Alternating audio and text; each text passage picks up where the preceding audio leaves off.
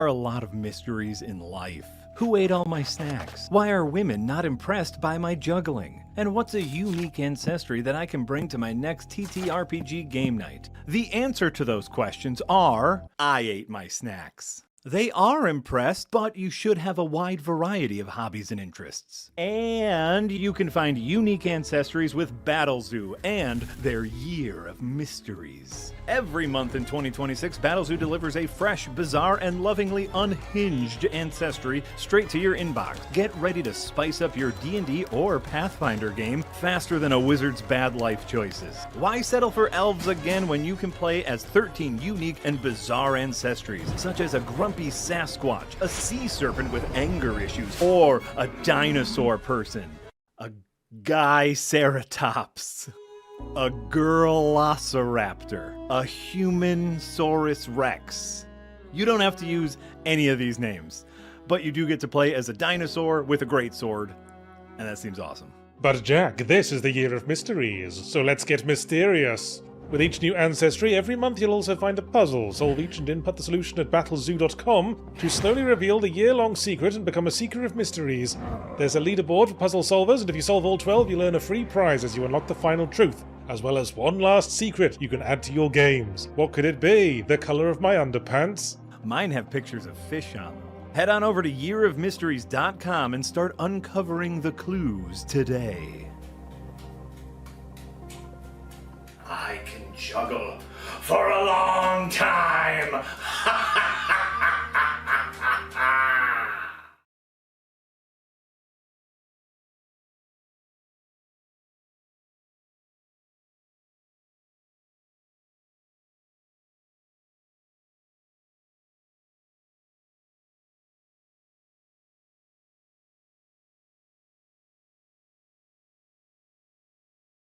One with no audio? We're all of us with no audio?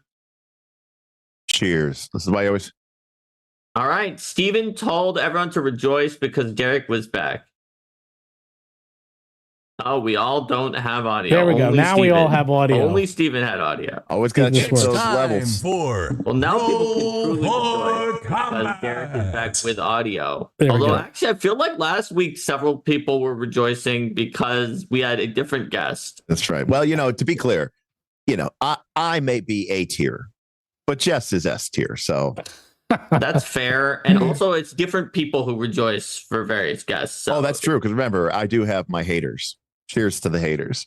Yeah. No, well, what happened is I literally just restarted my computer and it did an update. And first thing the update does is change all my audio inputs. Oh boy. It's got to do that. It's like, it's on the checklist. It must be on the checklist of like, okay, we need to change this and change this and change this. And while we're doing these security updates, let's make sure every single input is completely wrong. So none of your programs work correctly. I've never seen the show because I don't watch television, and I certainly don't watch paid television. But apparently there was a comedy show that was called like Space Force or something like that with Steve Carell. Yes, and I didn't see show. it. It looked absolutely terrible, but I did see like a short where it was like, the asteroid was about to hit Earth and they were going to like fire their nuclear missile defense system. And then like the guy is like working on the computer and he goes, Windows update. Sorry, 48 minutes. Like, I can't. That's exactly what happened. It's I just can't do anything about that. I had so many update pops ups that I was like, fine. And then I had my computer restart, went to go take a shower, came back, literally started this. I didn't look at the inputs, but I caught it this time before anyone yelled at me. Panic. The chicken was very good. I had a leg and a thigh last night. I had another leg and a thigh this morning. And then I'm going to probably cut up the breasts for, chicken burritos or chicken quesadillas or something like that. Oh my God. Very good. So All Mark right, so sent a super chat that said, I miss Jessica. Yeah. I'm excited. We get to hang out with Jess next week. I know. It'll be a lot of fun. You know what? I think you telling a chicken story shows that we are so inside baseball with our fans and the people watching the show. Mark did a really good intro last week. Mark, why don't you do the intro again? You should be the intro guy and explain who we are. Because for someone, this is their first show. Yes. If this is your first show, or even if it isn't, I'm Mark Seifter. I'm the director of game design over here at Roll for Combat. That means I'm writing the books, I'm overseeing the books written by others. Steven is the publisher at Roll for Combat. He makes everything go, makes all the business deals, and just keeps us afloat. And then Derik, why don't you introduce yourself since you're our guest? Yeah, hi, I'm Derik from Night's the Last Call, a YouTube channel that will never get 100,000 subscribers. We might. I have an idea of how to get you 100,000 subscribers. Yeah. TLDR, I do really long live streams that some people love, most people avoid, and we have a few people who actively hate. So, but you have a couple of big whales. You have several whales, and you always forget to mention those. I have a very, very awesome supportive fan base. I will say that. You know, Yes. we are small, but we are mighty. Yes, small but mighty. Small but mighty, and we have a lot of people who are really, really, they love what we do. They Night's Last Call affords them an ability to play a ton of different games that they wouldn't otherwise get a chance to play through our Patreon. We have invested a lot of money and time into creating a community where people can run games and play games. We have probably more game masters than we have players. If anything, we have a problem where we have too many games and not enough people who want to play them. Everybody wants to run them, and not a single one of them is 5th edition Dungeons & Dragons. Not that 5th edition Dungeons & Dragons is a bad thing. It's just you could pretty much play that anywhere. But, you know, if you want to have people playing Mythic Bastionland or Fabula Ultima or, you know, Lancer or whatever. It's not always easy to find a group for those. No, it is not. So, and because we are a paid community, you know, it's a couple bucks a month at minimum. It keeps out troublemakers and trolls. So, yeah. There you go. Someone said, why did Regular is wondering, since when did whale become a term of endearment, Steven? It's always been a term of endearment because whales are the ones who spend the most money. Those are your best customers. I mean, I am very transparent with the fact that we have, you know, there are, as I've said before, there are a handful of people who make the success of Night's the Last Call part of their personal responsibility. And I am very, very, very thankful for them. Obviously, everybody contributes. And even if somebody only, you know, has a $5 or $3 tip once, you have already contributed more than 99% of people ever will. So you are in the top 1%. But obviously, there are some people who contribute a lot. And, you know, it's the same thing with publishers. You have people who buy one book from you ever. And that's already amazing because most people will literally never buy a book from you. But then you have people who buy every single book that you've ever made.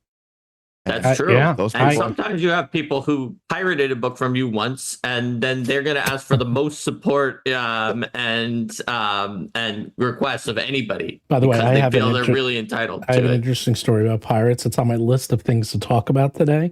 Pirates is on your list of yes, things? I have a lot of things. I actually, this topic might seem like a repeat from the other 10 times we've discussed this. It's going to be different that I'll explain later. Oh, that should be a clip for this video. Well, how many times can we talk about D&D and problems and D&D and awesome? Is it problem? You know what's fascinating? I was watching a video that reviewed all the published adventure paths or adventures by Dungeons and Dragons by WotC in order. And it's fascinating to see how, you know, obviously when they started out, how they were these in-depth, very complex, really, you know, good adventure paths that brought you from like level 1 to 15. They're traditional adventure paths. And then as the time goes on, you see how they're getting less and less good, and they're becoming more and more. They're not becoming less than good. They're becoming more audience, fragmented, and they're becoming they're meeting their audience where they're at. Correct. You know, that's correct. But it is fascinating because they're meeting the audience where they're at, but are they? Because you hear like the starter set is a good example, because the starter set came with like 4 individual adventures that had no connective tissue. And people, quote, the grognards, the people who really liked it, hated this to the point that they actually had to address this online and come up with some like online connective tissue of how you can. I think that is a vocal minority. I think that is You're completely right. I think so too. I think that is the questing beasts and the OSRs of the world looking at this and saying, "Wow, this is not for me." No, it's not. In fact, right. You know, I think you're right. From a much more detached point of view, I've had several members of my community who have purchased the book. I actually purchased a starter set to keep on the Borderlands starter set. I haven't cracked it open yet. And they said, wow, this is really well done. And I think this is a great starter set. And I think this is awesome. So again, it had I think really quality components in that starter set. I think I'm going to agree mostly with Derik on this one. Now, what I found is that connective tissue, if you half-ass it, that's the worst thing you can do. Having no connective tissue is probably better than having sparse connective tissue. And having strong connective tissue is actually really hard to do appropriately and correctly, and can sometimes put you over budget on words or just the time it takes to construct it. So I can see why they might have made that choice. Yeah, I believe it.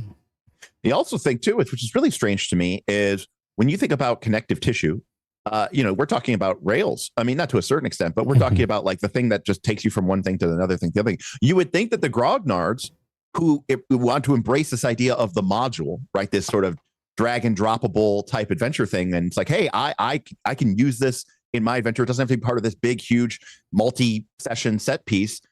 They would appreciate that more. So I don't know.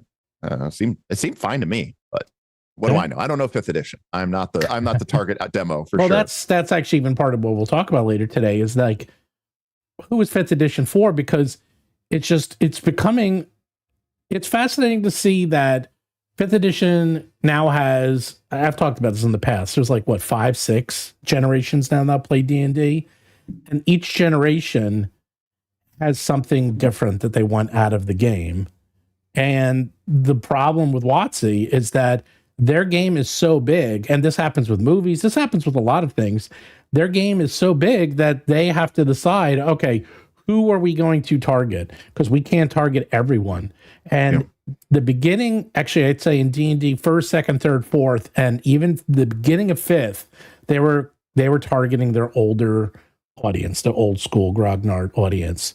And in the last 5, 6, 7 years, especially with Stranger Things, they have now changed very much so to targeting Gen A, Gen Z, Gen Y, Gen Alpha. Like they're completely changing their targeting methods, which means smaller adventures, heavy online, combats that are optional. You're talking about a populace, and I'm not even necessarily just talking about 18, 19-year-olds. Okay, I'm talking about 20-year-olds. I'm talking about 30-year-olds. I'm talking about 40-year-olds. You're talking about an audience who I remember when this is the best thing. This was one of the best surveys I ever got, which was, obviously, Derik, I'm known for making very long videos, even longer live streams. And YouTube sent me this survey, and it's like, how would you define your content? Short, medium, or long? And medium was like 3 to 5 minutes. Yep, I saw that survey. and long was 6 or more minutes. And I go.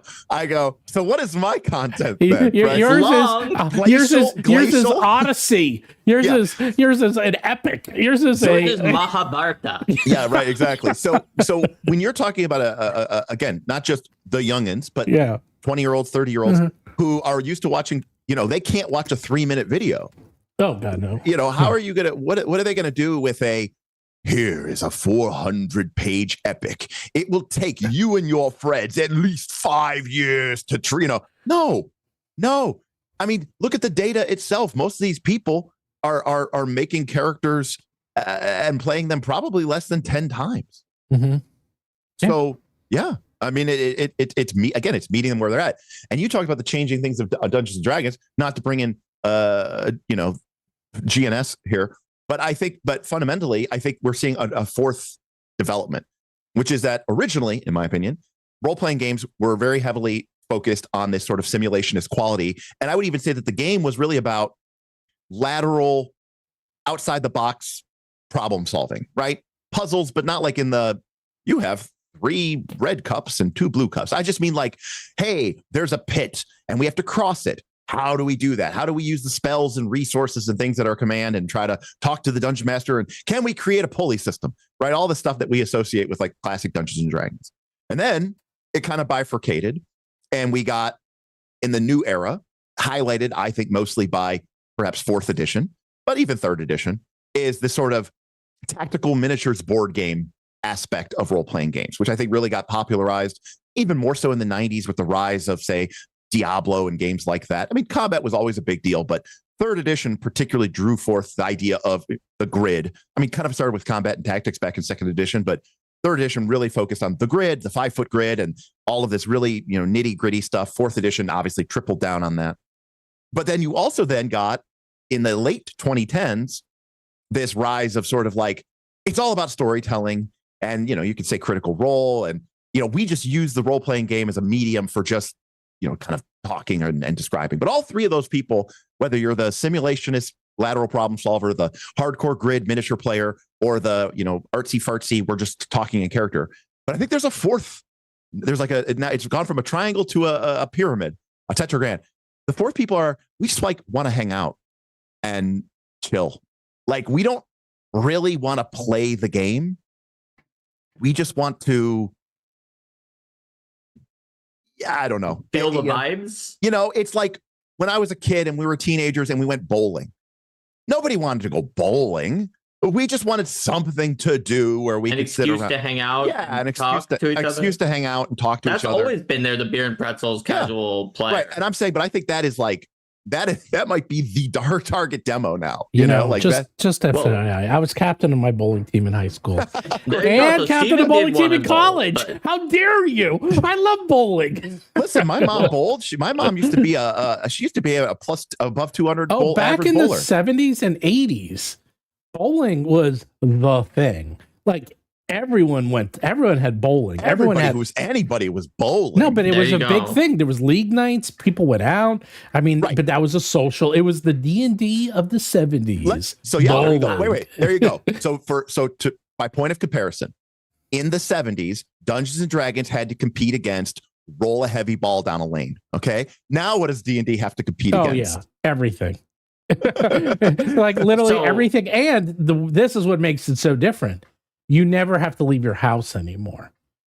And that, okay, we'll get into it a little bit. So my thing I was going to talk about is that why digital, because a lot of the stuff we've been talking about is why digital is bad. And I'm going to talk about why digital is good. And actually, I think it's a good thing. And I welcome our digital overlords. So we got a super chat. Garhent. Watsy is so clueless. The future is also small, portable tabletops. I use one myself with touchscreen tracking of minis. I do that with Arkenforge and Roll20 now. Sell minis, burn code, add to your codex. Watsy hates money. I will say that, I've seen people with those setups. They do look pretty cool. Oh, no, those setups are awesome. Right. I just don't think most people have the money to invest in that. No, or the room or the time. But the ones that do, it is sweet. It is sweet. But, all right. So let me do my little diatribe setup. So there's a few things. First, I wanted to talk about how the act of going out is becoming more and more difficult, because I keep reading about how restaurants aren't doing as well, and anything like kind of going out and sitting and doing things for several hours is like becoming harder and harder to do. And the one that's really interesting that everyone's freaking out about in Hollywood is that October was the worst October in Hollywood for 30 years. Now, I don't mean 30 years as in take the numbers from 30 years and then add inflation. No, I mean 30 years as in take the numbers from last month and compare it to the numbers from 30 years ago before inflation, and it was still worse. And by the way, you add inflation, it would just double. It was like 350 million for the month, and if you did inflation, it's like 750 million, but 2025 October. And Hollywood doesn't know what to do, because this is usually a good month, and these are when the cheap movies come out. And it really just points down to, do people want to go out, sit in a theater, pay a lot of money for snacks, watch, half an hour of trailers, have other people in the theater, and then go home, or wait 2 weeks. Why would you want to do that? I know. Mark doesn't go see. I'm the guy who said this all along, right, which is that I actually don't like bowling, and I'm sorry, Steven. But okay. I'm going to tell Derik that bowling is better than going to a movie theater with those friends. Those friends that I rarely get a chance to see and go out. Right, it's much better, even though I actively dislike bowling and I like watching the movie in the theater somewhat. because at least I can talk to my friends Yes. in the bowling alley. And if I go to the movie theater, I talk to my friends. People will be like, "Shh, shut up! You're in the movie theater." Like, I find going it's like, "Oh, let's go out to a movie together in the theater," to be like the worst possible suggestion for like friends that you don't always get a chance to see, and let's go hang out. So just for that reason, it's because you essentially sorry. aren't hanging out with them. Sure, you can talk about the movie afterwards as you're walking into the parking lot, but I'll tell you what, you can watch a movie at home in your and then go walk out to the bowling alley or do something else that's better than that and talk about that movie and tell your friends, we'll all watch the movie at home before we go do the actual thing that lets us talk to each other. So anyhow, with digital, that's my rant on theaters. Sorry. It's becoming and this is happening everywhere. That, I mean, we already quote had the digital world, but the combination of what's also I'm talking about movies specifically, because if you look until COVID, there was record after every year was another record past the next one, and it was just going straight up.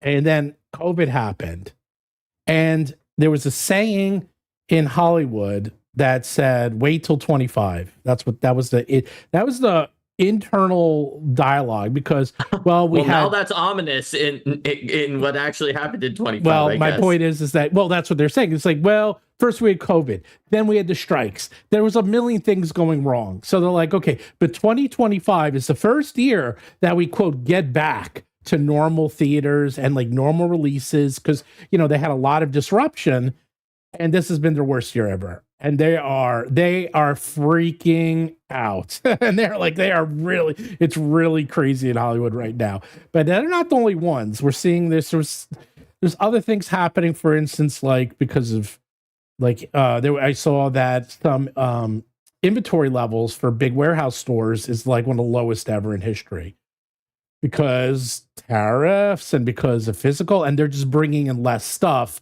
to have less inventory. And they're going digital. Like, everything is going digital. And I think they're going digital way ahead of time. The combination of COVID brought everyone in, tariffs are making things more expensive, physical products are becoming more expensive. So it's becoming a digital only world. But we've talked about that already. But then we talk about the other part, which is, so I am running my game, and these are 50-year-old men, some of them in their late 50s, that I've been playing D and Pathfinder with for 30 plus years. We played online. I think I'm up to 12 or 13 years. I play every week online, and I played with every single online tool you can imagine. And these guys are very technology savvy, so they know what they're doing. And I am now playing for the first time my Jewel the Indigo Isle on Foundry. And week after week, so we're up to like, I don't know, we had like 8 sessions or something. And it's live. You can actually watch my videos because they're on the channel. The first 30 minutes is them just talking about Foundry and just talking about how awesome it is and how much they're like going in and fooling around with their characters, to the point that I literally say, okay, guys, and I sit back and I said, let me know when you're ready to play the game, because they just won't stop talking about how awesome Foundry is. And at the end, they're just like, oh my God, this is the greatest game ever. It's so immersive. And it's like, and I said it was going a little slow. They're like, what do you mean it's slow? This game is flying by. We're going so fast, which is probably means that they're having a good time, because that's usually what that means. So I'm like, wow, these guys, week after week, I've never seen this energized. They love it. Now, granted, I have a good Foundry setup. It's heavily integrated. They went to the ship last week, Mark, and I had rain coming down, and they're like, oh my God. You've got a great setup, and it's a premium module to begin with, right, which is very well set up as well. Correct. So and when you combine all of that, yes, it just really is good. It's really good. And the maps are gorgeous, and then we have pictures for everything. But even them, they're having so much fun. They're like, wait, I have something in my inventory. Let me give it to you in your inventory. And then they're like, oh, it came up. It's using the WoW interference. And then Bob was going crazy. So basically, they're really enjoying your role-playing game because it's a video game. Yes, completely. No, they are enjoying it. No, they're enjoying everything about it, though. But it is part of the experience. They are enjoying the tool. And the tool is making the role-playing game more fun. Yeah. Because then when we're playing, they did say that their game, they thought the game was great. Week after week, They never say that. They're like, this is so good. Yeah. And then you can watch the video. And then at the end, they're like, this game is flying by. We're having so much fun. They love it. And so I will say something. And the only thing difference is we're using Foundry. So I will say this, which is obviously the digital aspect can add a lot. But I will say this, what you're describing, I have seen that experience with people over the years. In person, when you use props. And I don't mean like, oh, I took this piece of paper and I stained it with coffee. No, I know. What I mean is like if I'm playing a game in person and I'm like, hey, all of your inventory is represented by cards. And if you give someone, hand them the card. And people will be like, oh, look at all my stuff. And I get to put it in front of me. So I think the VTT really sort of, it's much easier to do that sort of like a fiddleization, right? I think most people are used to TTRPGs just being stuff that's written down on a piece of paper. And there's no tangibility to it, right? It's just written down. So it only exists in your imagination. And when you make it into whether you make it into a little card or a little bead or a little counter, or you're sliding it to somebody in a VTT, I think that people enjoy that ability sort of to mess around with it.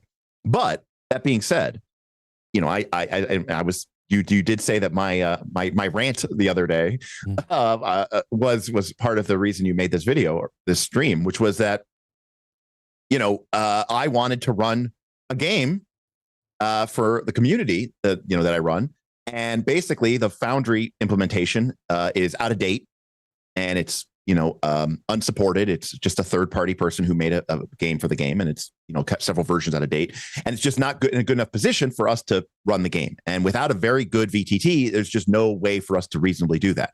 Now, luckily, the game Beacon, the Pirate Gonzalez Games, recognizes that, and they're actually in the process right now of they've hired a developer to build them a Foundry system.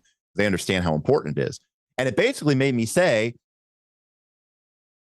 and I don't know if you saw this, Mark, but I basically said, it's crazy to me that in today's, and I was like, and I wasn't, and the game designer was in the chat, so I wasn't trying to like sandbag him, but I said, it's crazy to me today to think that you think you can produce a game and not produce a VTT model for it, because especially if you're a small game, because if you're a small game, if you're a small publisher, I promise you 99% of the way that your game is ever going to be played is going to be online, because people aren't going to be able to find the local communities to play your small press game. And so if you don't provide people with an ability to interface with your game digitally, then what are you even doing? And I said, unfortunately, I think a lot of people think that they can make a game and a book and then they think they're done. And I said, I don't even know if the book is that important anymore. That's what I said. I was like, I think getting the VTT, I've seen people who go, well, is it digital? And they say, well, there's a PDF.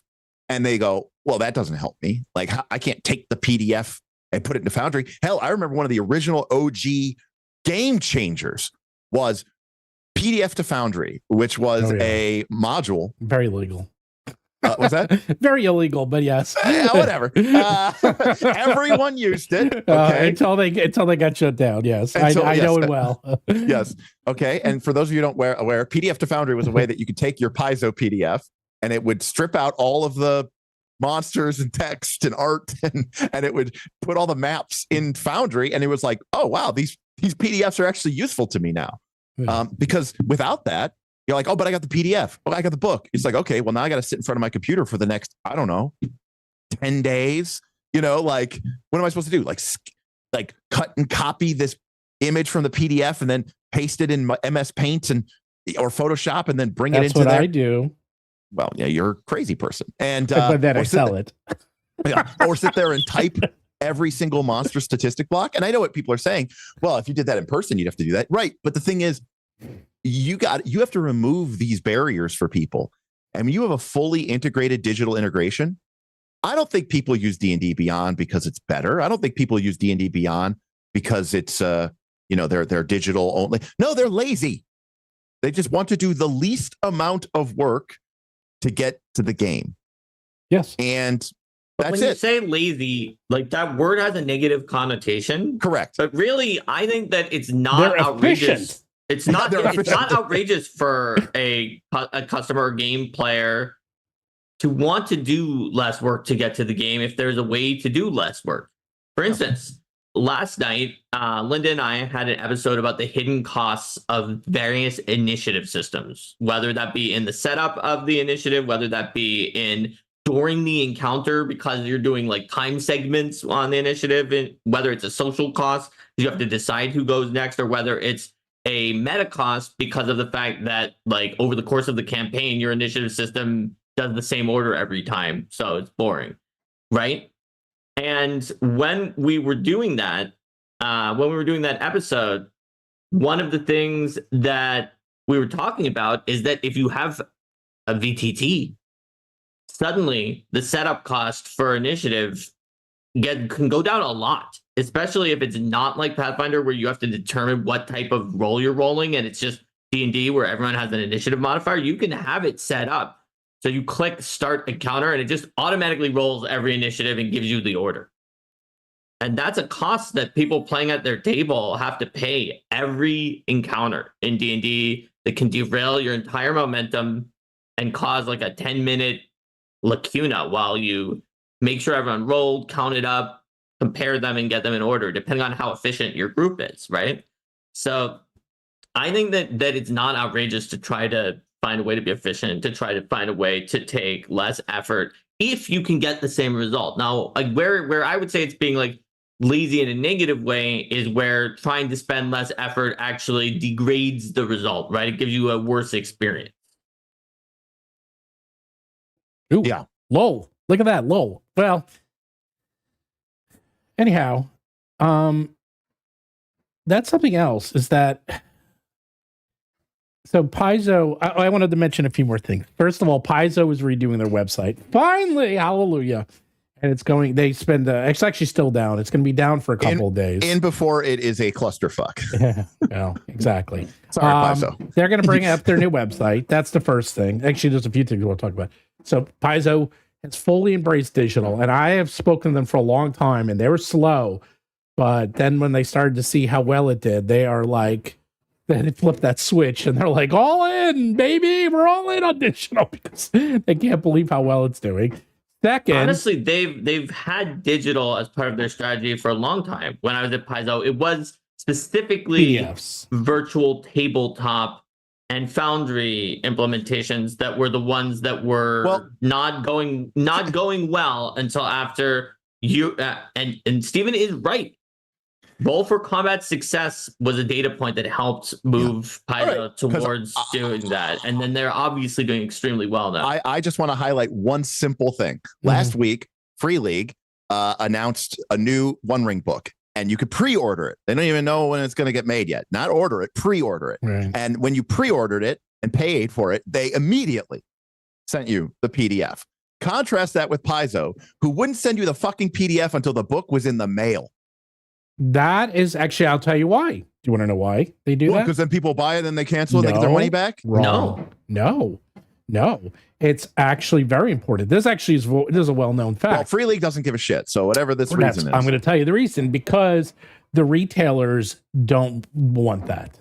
Because the retailers do not, this actually is why all the companies do this, is that retailers and bookstores and the mom and pop and the game stores, they feel it is a huge disadvantage if the PDF comes out before the hardcover book. And in fact, WotC, for what all their faults, they actually do have the book come out 2 weeks early at the game stores than they do at the big box stores. Well, maybe that's a flawed model then. It is a flawed. It's an older model, but it's not a flawed because in a way, because otherwise they will put them out of business.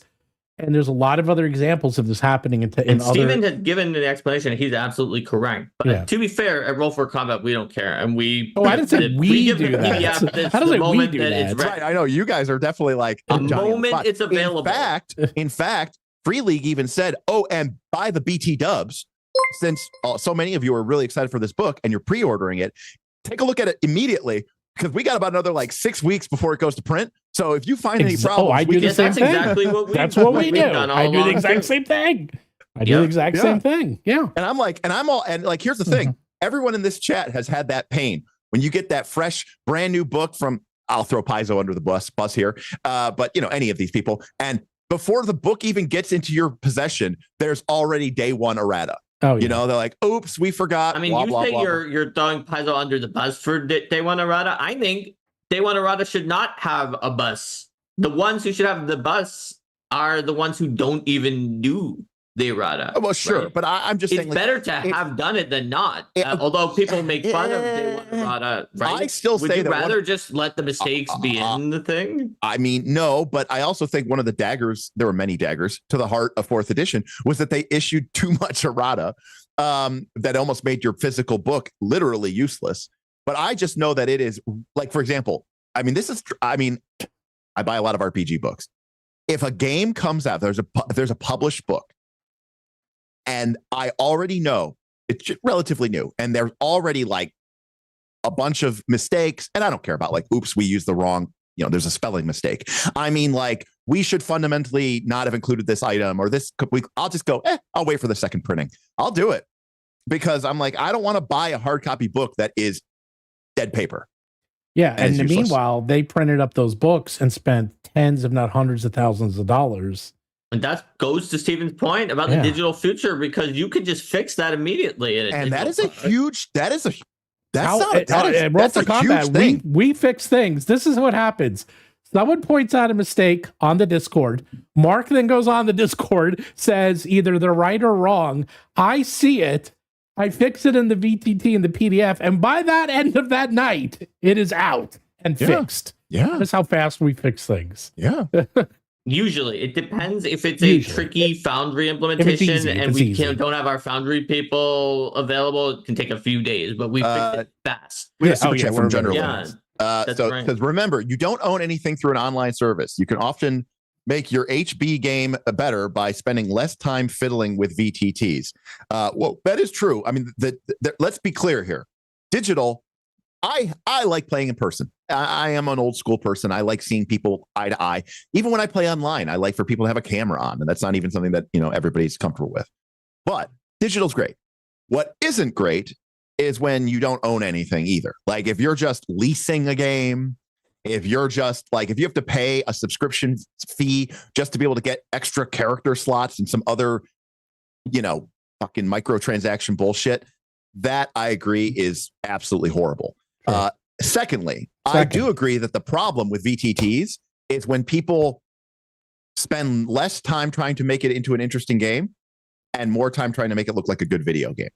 I think I need a little graphic, and it's going to pop up, and it says Derik's soapbox. Whenever Derik goes on one of these little rants. Of course, we have one for all three of us. Steven's soapbox and Mark's soapbox. So we all have soapboxes sometimes. Wait, Look, I got Derek, a new story. I see what you're saying on this, though. And for me, I want the VTT to be a tool that makes the game easier for me and easier to hang out with my friends and play the game. Yeah. The moment it isn't, which honestly, for me, even a lot of the automation on Foundry that everyone likes except me, to me, just getting the automation to actually work and be like, what do I have to click? What do I have to do is much harder than just /R. I know what the numbers are. 1d20 plus 13. Boom. This is my results. Rather than but if I have to click on this, but don't drag it. Oh, if you right click, it goes away and you have to find it back in your thing again. Like, getting those effects up is much harder for me than. I remember losing my mind once because we were playing online and Bob was doing like a twin shot or whatever. What's the Ranger? Hunted shot. Hunted shot. Bob was doing hunted shot, and I was like, "Great, Bob." And he's like, "I can't." I go, "Bob, just attack twice. We can figure it out." And he goes, "No, I got to find. I had the macro. I got to find the actual hunted shot ability. I can't just make 2 attack rolls. I actually have to use the hunted shot ability that will then trigger the 2 attack." I go, "No, it doesn't matter." He goes, "But it combines the damage automatically." I go, "Bob, we can add. It's fine. Like it's gonna be okay." It saves. Like we had an issue recently for me where, because of the fact that the line of sight is really borked, if I try to use my character's mount when I'm mounted and my regular character when I'm not mounted, the GM just increased my character size to large and is like, "This is the character who's mounted." But then Foundry said that I had the enlarge spell. It gave me the clumsy condition. So I had to go in and give myself these like floating bonuses to certain things that were like, I'm not that, and the bonus type I wrote in was I'm not clumsy. So that would cancel out the minus ones that I was getting that's from the being kind clumsy. of shit that drives me crazy. That is where I hate VTTs. I will say that. Well, okay. That's a whole other topic. That's automation. It is. I'm not going to get into automation because I can talk about that. So to sum up, and then we'll get back to my fun story because I have a brand new story that none of you have ever heard that only happened to me today. So that to sum up is, what am I summing up? I don't remember. What Wow. are you summing up, man? That the reason they don't put out PDFs right away is because they didn't want to cannibalize the sales and piss off the retailers. That's becoming less and less of a thing. So that, you know, especially for the big like anyone who puts out a book can put out the PDFs 6 months early. They all can. Heck, Watson can put it out a year early if they wanted to, but they won't because they need it to all come out at the same time. They need it to come out, and Paizo does the same thing. Paizo needs the book, the PDF, and the Foundry module to all come out simultaneously. I come out with the book, then the Foundry module, then the hardcover, and that's just the way we do it. The PDF, then the hardcover, and that way I think it's the best for finding the errors because the PDF lets the fans find the errors. The Foundry module lets the Foundry devs find the errors. And let me tell you, they find errors. It is rare that you can actually have a functional problem to one of your like feats or spells or things like that and have it coded into Foundry and automated, right? You can still have a typo in like the flavor text easily, but it's very rare that you can actually have a true error to your mechanics slip past and be somehow coded. It would require the Foundry person to misread it in the same way that you mistyped it initially, right? And so, but there are ways around the problem that Stephen mentioned. And one of them is the thing that Stephen himself does, because he doesn't want to screw anyone over, which is if retailers buy directly from us and don't go through like Diamond or someone who's going to steal our inventory of the books, then Stephen like gets them a PDF code that they can give to people, right? Like there are ways around it there are ways to work together that still allow you to get out the PDFs in advance. Now, as for you losing all your data and them owning it, well, let me tell you an interesting story. It's not a good story. So I use an online tool. I've been using this tool for 15 years. It's called Cash App. And this is where I use all my online billing for all my clients. And I was on a call yesterday with one of my clients, and I was like, oh, one of my invoices wasn't paid on time, which is weird, but they had a new system. So I was trying to, and then I'm like, well, let me resend it to you. And I go online and it's not working. And I'm like, huh.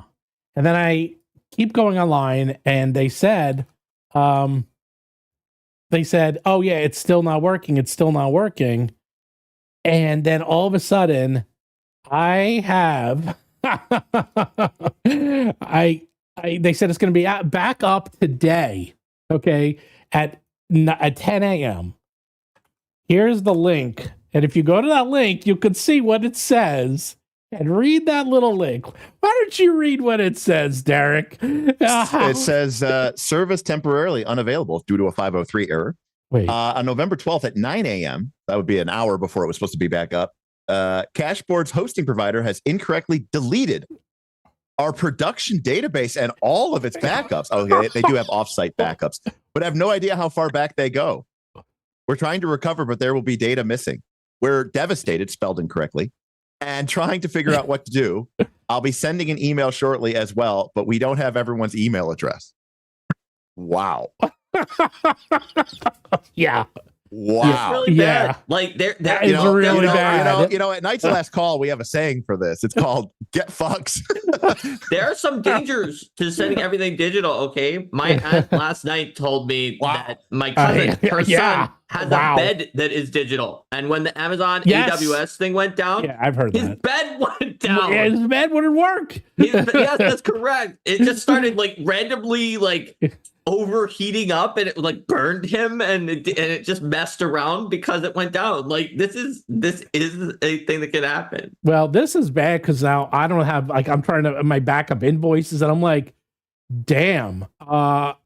That's scary. Yeah, it's really bad. Think about how often, I mean, Microsoft shoves this down your throat, right? But Yeah. like, think about how much they're like, oh, don't put anything on your local drive. Put it in a cloud. Yeah, oh, yeah. Put it in a cloud. Put Right. it. We'll put it in OneDrive. Put it up in the cloud. It's in the cloud until somebody deletes. Because I mean, okay, whatever, production database getting dropped. That's pretty rough. It's pretty rough. But the backups. But then they deleted them. I know that. I've never seen that. I've never seen that. What does that mean? Like, that's like.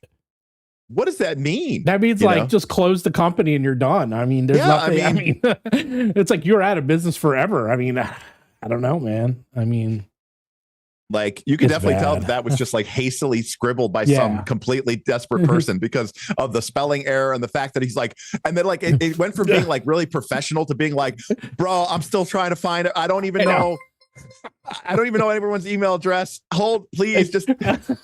I know. I can only. Oh, dude, I've been there. I've this is why I have so much gray hair. I have my brother-in-law is like 5 years older than me. He doesn't have a single gray hair, and because I've had to deal with things like this. I've had stories. I'm on the other side of that, man. But yeah. So anyhow, like Delirious in chat says my iRobot. I think that's like one of those little like vacuum cleaners too.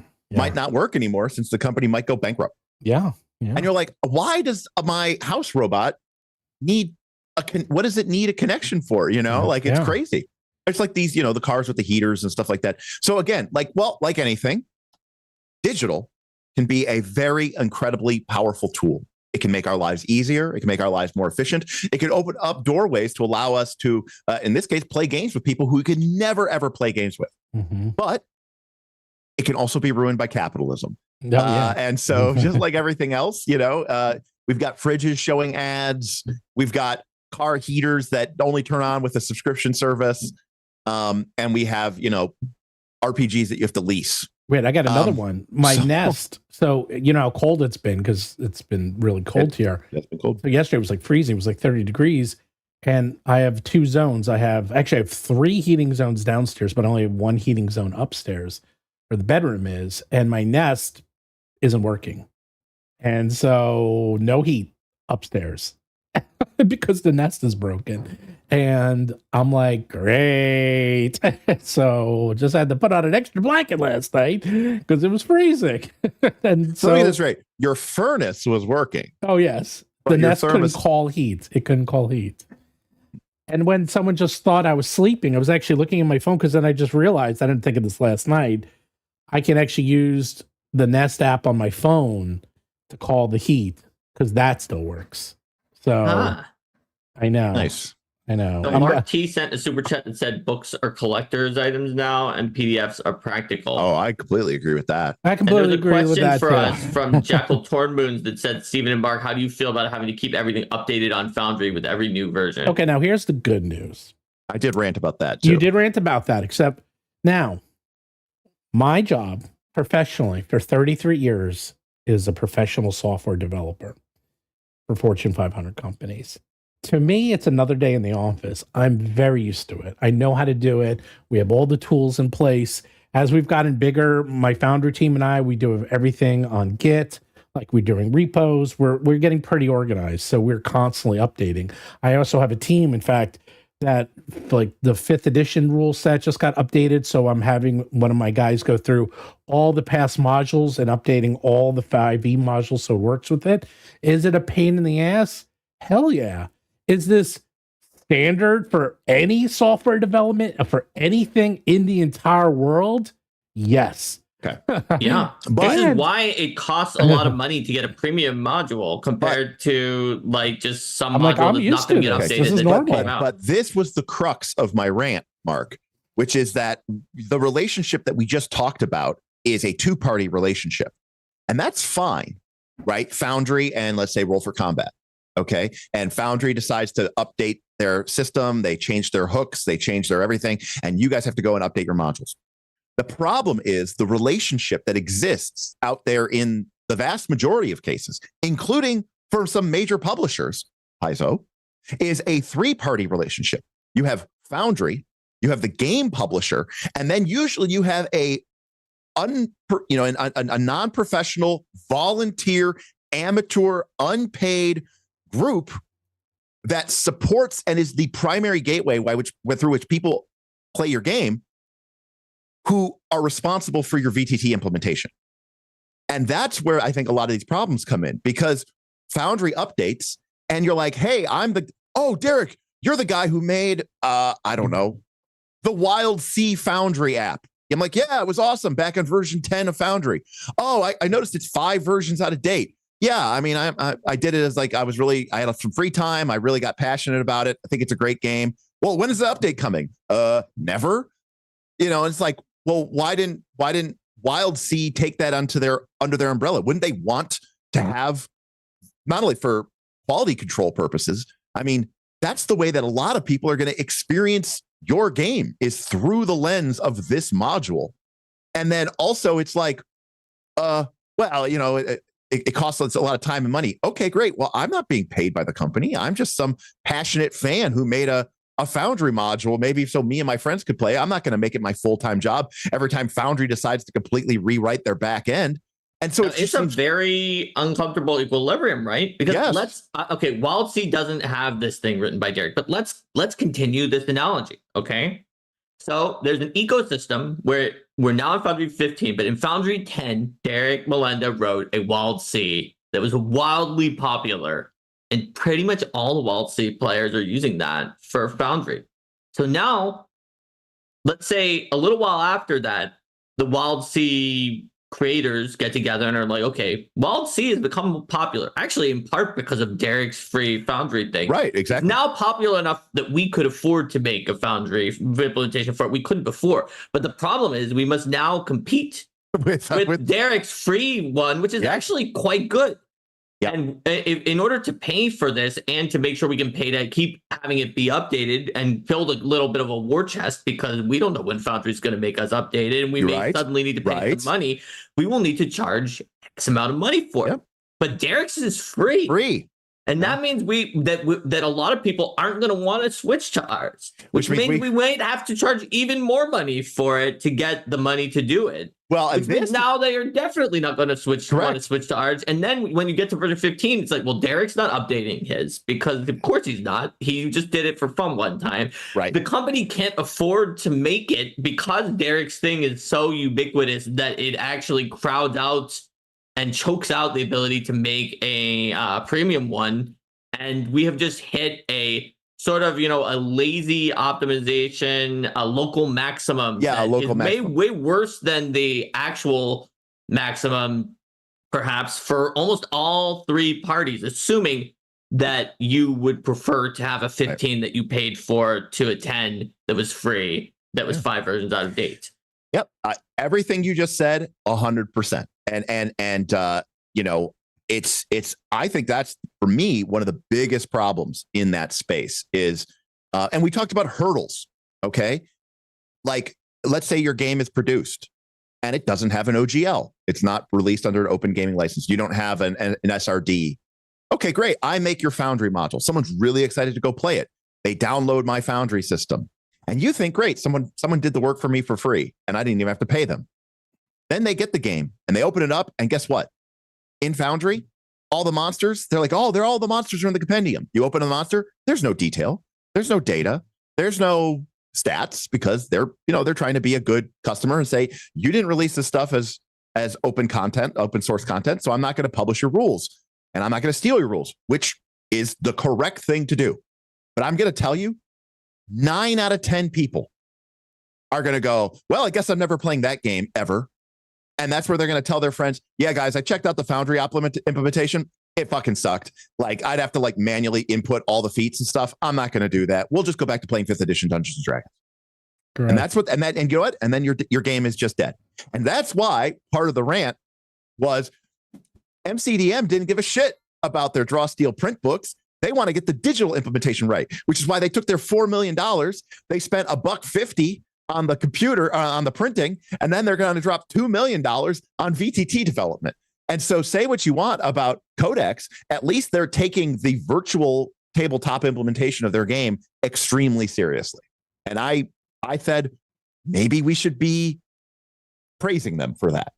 And when they were made the decision to do it, Steven even said, he like talked to the camera and was like, this is going to cost so much of a high percent of all of your money to do it. Maybe you shouldn't do this. But maybe they're going to have the last laugh if they were able to apportion that much money on it and make something that is highly effective for their game using that money, even at the cost of really cutting the amount that they spent on the paper and some of the other things with the print books. Yeah. I mean, I love print books. I mean, for me, it's I love them. It is the Ur level of RPGs.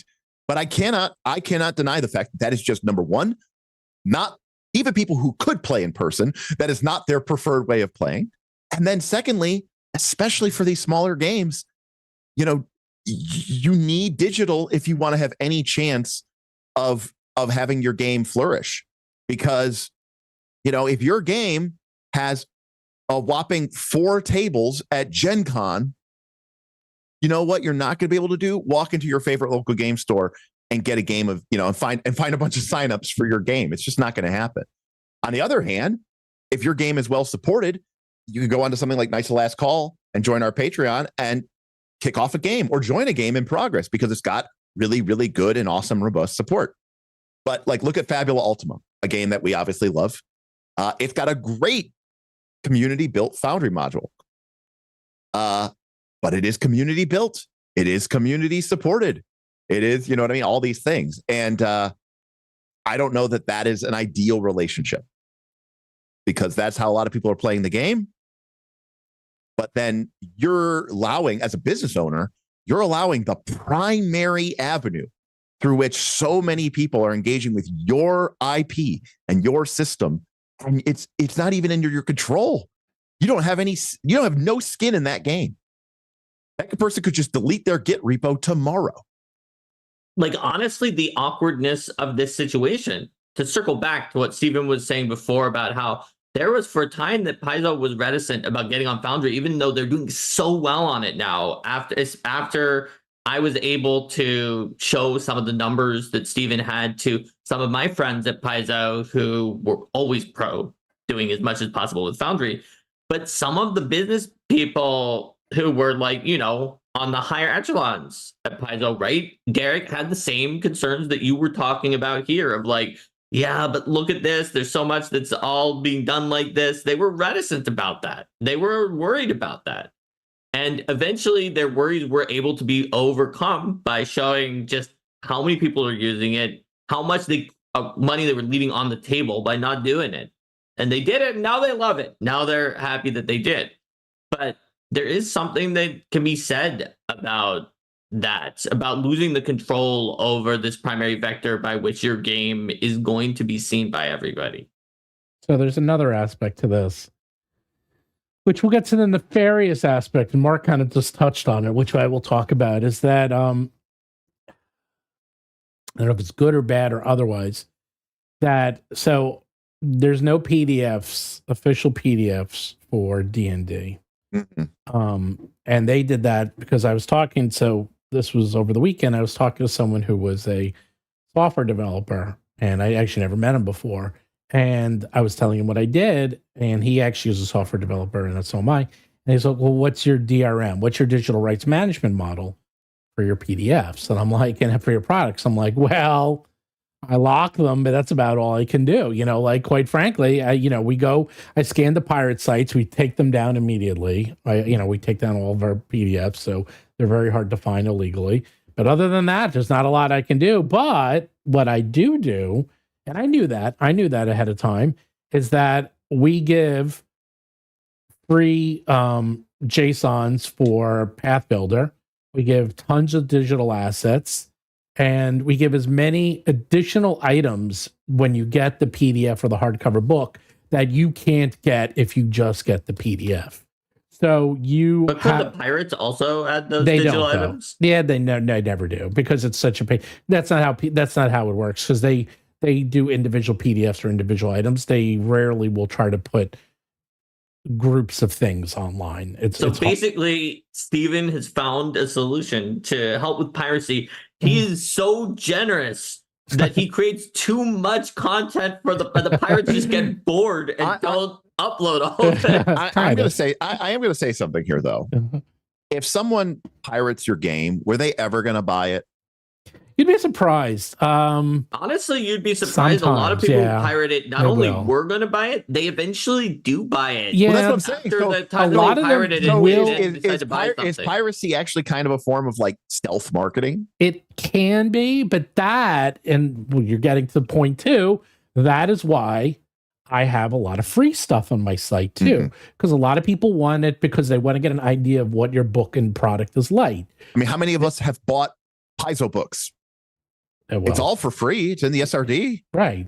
You literally do not need to ever buy almost anything from Paizo. I mean, if all you really care about is like the rules in the system, like if you like the art and the lore and stuff. But if you just want to play Pathfinder 2, it's all in Foundry. It's for free, for free. It's all pirating can literally be marketing. Back in the pirating BitTorrent days, Eclipse be. Phase's main claim to fame in marketing was that they themselves, the creators of Eclipse Phase, seeded the torrent for their own poor game. They were like, look, we're putting this up here. This is actually legal because this disclaimer, and it's us. Please don't do it for our other books. We'd like you to buy those, but we're just giving this to you and we're putting it on BitTorrent. Yeah. And that actually got them a lot of notoriety. That's what Kevin transhumanist science fiction RPG probably wouldn't have gotten a lot of people looking at it just because of its genre, but people heard about it from that. Right. Kevin Crawford does the same thing, though. Stars Without Number, Worlds Without Number. Like 90+% of his entire game is available for free. And basically he says, if you want to show some support for the game and get like the remaining 10%, buy the book or buy the PDF. And I'd appreciate you. Yeah, I mean but that's also, so that comes to my second interesting thing that happened this week. Fantasy Grounds went free this week. Oh, I did see that. Yeah. Wow. And that's that was now a big. Now I can play a 25-year-old VTT for free. No, they updated it. They updated it. All right, poll in chat. Does anyone use Fantasy Grounds? Has anyone ever used Fantasy Grounds? I've used it. Oh, I haven't used the new one.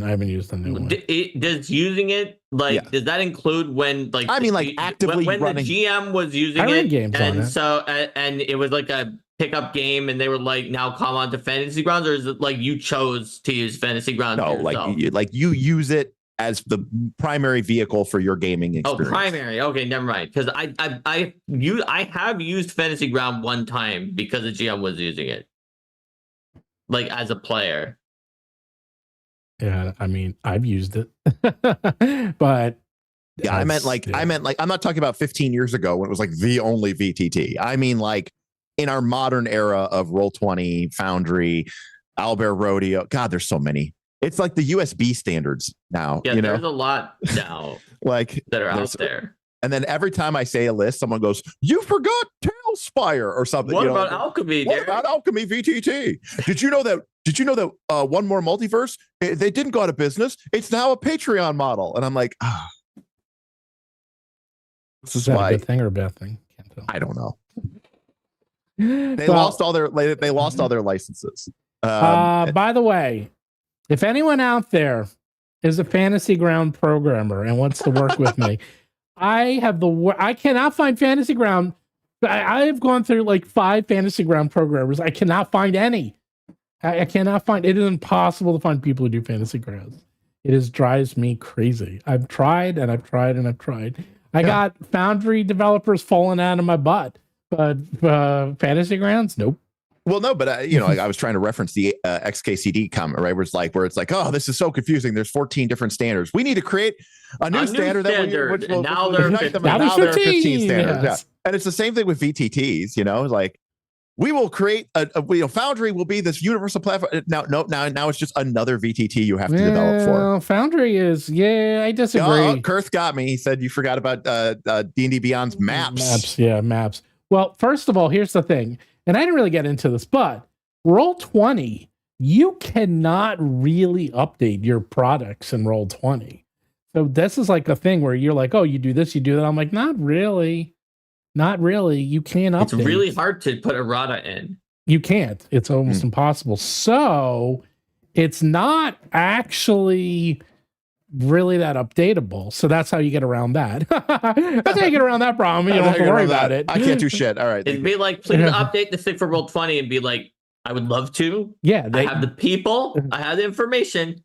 Roll20 themselves Also, will not let me Roll20 do it.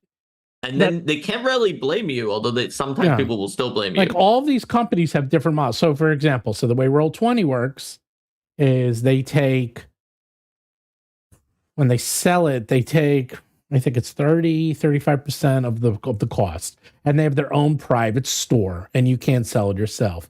And I don't know, I haven't used a new Roll20, but it's pretty tricky to develop for. So, and you can't update it like ever. Oh, Neutromancer in chat, shots fired, said, sorry, I can't help you with Fantasy Grounds. I don't know how to program COBOL. Exactly. Well, no, now it's in, it's not in COBOL. Actually, it's in, oh, that's great. I think they know. You're right. It's not in COBOL. I know. They did update it. It's in Punch Card. I know. Well, okay. Well, Fantasy Grounds, they take 50% of your. They take 50% of your profit. It's probably C, right? C? No. It's in Unity. They changed it to Unity. Oh, okay. So this is why I also went with Foundry, because Foundry, you know how much money they take from each of your products? $1, and that's it. Now, to be fair, they did open up their own store, and they do take a percentage of all the sales through their own store, which that's the bazaar or whatever, the marketplace. Yeah, their marketplace, and I'm on that too. But the interesting thing about the fact that it's $1 let me and not sell it. They let me sell my own stuff, and it's all done in HTML. And it's super easy. Of all the platforms, it's by far the easiest one. And I'm talking like light years easier to develop for. I mean, look how fast we put out updates. And it's also, it is a good problem to have. Yes, it's annoying. They put out 1 million updates. Yes, they update the code so frequently, but they put in a lot of really good updates and they constantly make it better. And I've used it. In 3 years, I went from version 9. I'm actually updating I actually was looking at one of my modules that was version 9. And it is like looking at something that was done in charcoal and ink versus 4K. And I'm like, what? This is only like 3 years ago? I'm like, this is the same program? I'm like, I couldn't believe how basic it was because I couldn't even do CSS on the journals. Like, it was like, everything had to look the same. It was so basic. And I'm having my guys update it. I'm like, and it's only been a couple years. So there's a catch-22. That's actually the problem with Roll20. Roll20 had the same technology that was done on Ruby on Rails for 10 years. And you know what? 10 years in computer time is like 100 years. I mean, it's like, that might as well be 500 years. I mean, that's a long time in computer years. They sometimes call 1,000 years 1,000 years. I know. But I like to be. I like to say that so Mark corrects me. I like to do that because I knew. You know what? You know, Mark. You know, 4 and 7 years ago, or you could just say 87. But he said 4 and 7. Yeah, that's right. Because I like to bother both of you. I hate you all. I will sit here and you guys can talk. Mine will be soapbox rant alert. Mark's will be pedant alert, and then Steven's will be like Steven. Obligatory tangent alert, former career I had alert. Well, did you know there was a time when I spent time as a archaeologist? I was working on a dig in outside of Cairo. A bowler archaeologist champion. I would bowl a ball and it would knock down the stone so I could get into the pyramid using the bowling ball as an archaeological tool. Not my fault that you guys live boring lives. This is true. I live life to the fullest and try to experience everything possible. And that's why you play role-playing games, because that's definitely what role-playing game people are all about, is living real life to the fullest. We don't retreat into a world of fantasy and pretend. Steven does both. That way he can live all the lives to the fullest. I can live all the lives. That's right. I live both the fantasy and the real life. Hey man, you know what? You'd be proud of me. So I went to a dinner party on Saturday night. Don't mention the things I was telling you, Derik. And so I was saying some funny things. And these are people, I never met them, but this was, and I usually hate dinner parties, but this was fun because I said, you know what? I'm always a little embarrassed to talk about what the hell we do. instead we play games. Like I'm like, what do I do for a living? I always say, well, I do computer, because I feel like so weird saying, well, I write books and publish books for Be proud, Dungeons and Steven. well, let me tell you.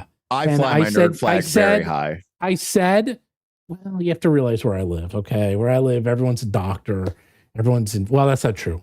Everyone's in finance where I live. And it's like 99% finance, 1% doctor. Yeah, but and shouldn't you lawyers. be proud then that you are Well, contributing something to the country instead of just like leeching off of money? You're completely right, but they have no frame of reference. I might as well say to them, what do you do? It's like, I am a beet farmer on Mars. They'll be like, I have nothing to say to you about any of that, because they have no clue what the hell I'm talking about. People be impressed about a beet farmer on Mars. Well, let me get to it. So first thing, we had the people were like, okay, the first thing they say to me is like, okay, it's like, so we're going to have dinner and then we're going to play a game. And I go, this party's looking up.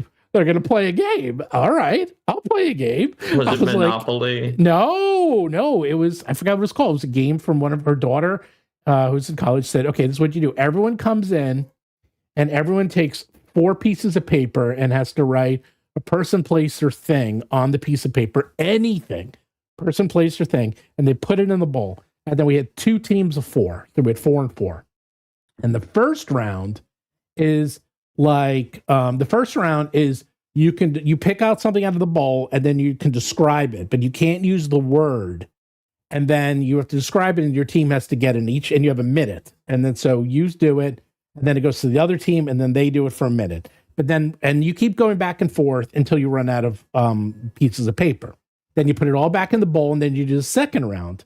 And the second round, that has the same item, so you can remember what was in there, is charades. And then you keep going around, and you do charades. And so, again, the same items, and you do charades. And then we did that. And then the third round, you put it all back in the bowl when you run out. And then the third round is password, where you can only use one word at a time, and you can't use actual word. And so we did this, and then we were going back and forth. And the first round, this is fishbowl. What's it? I don't know what the game's called.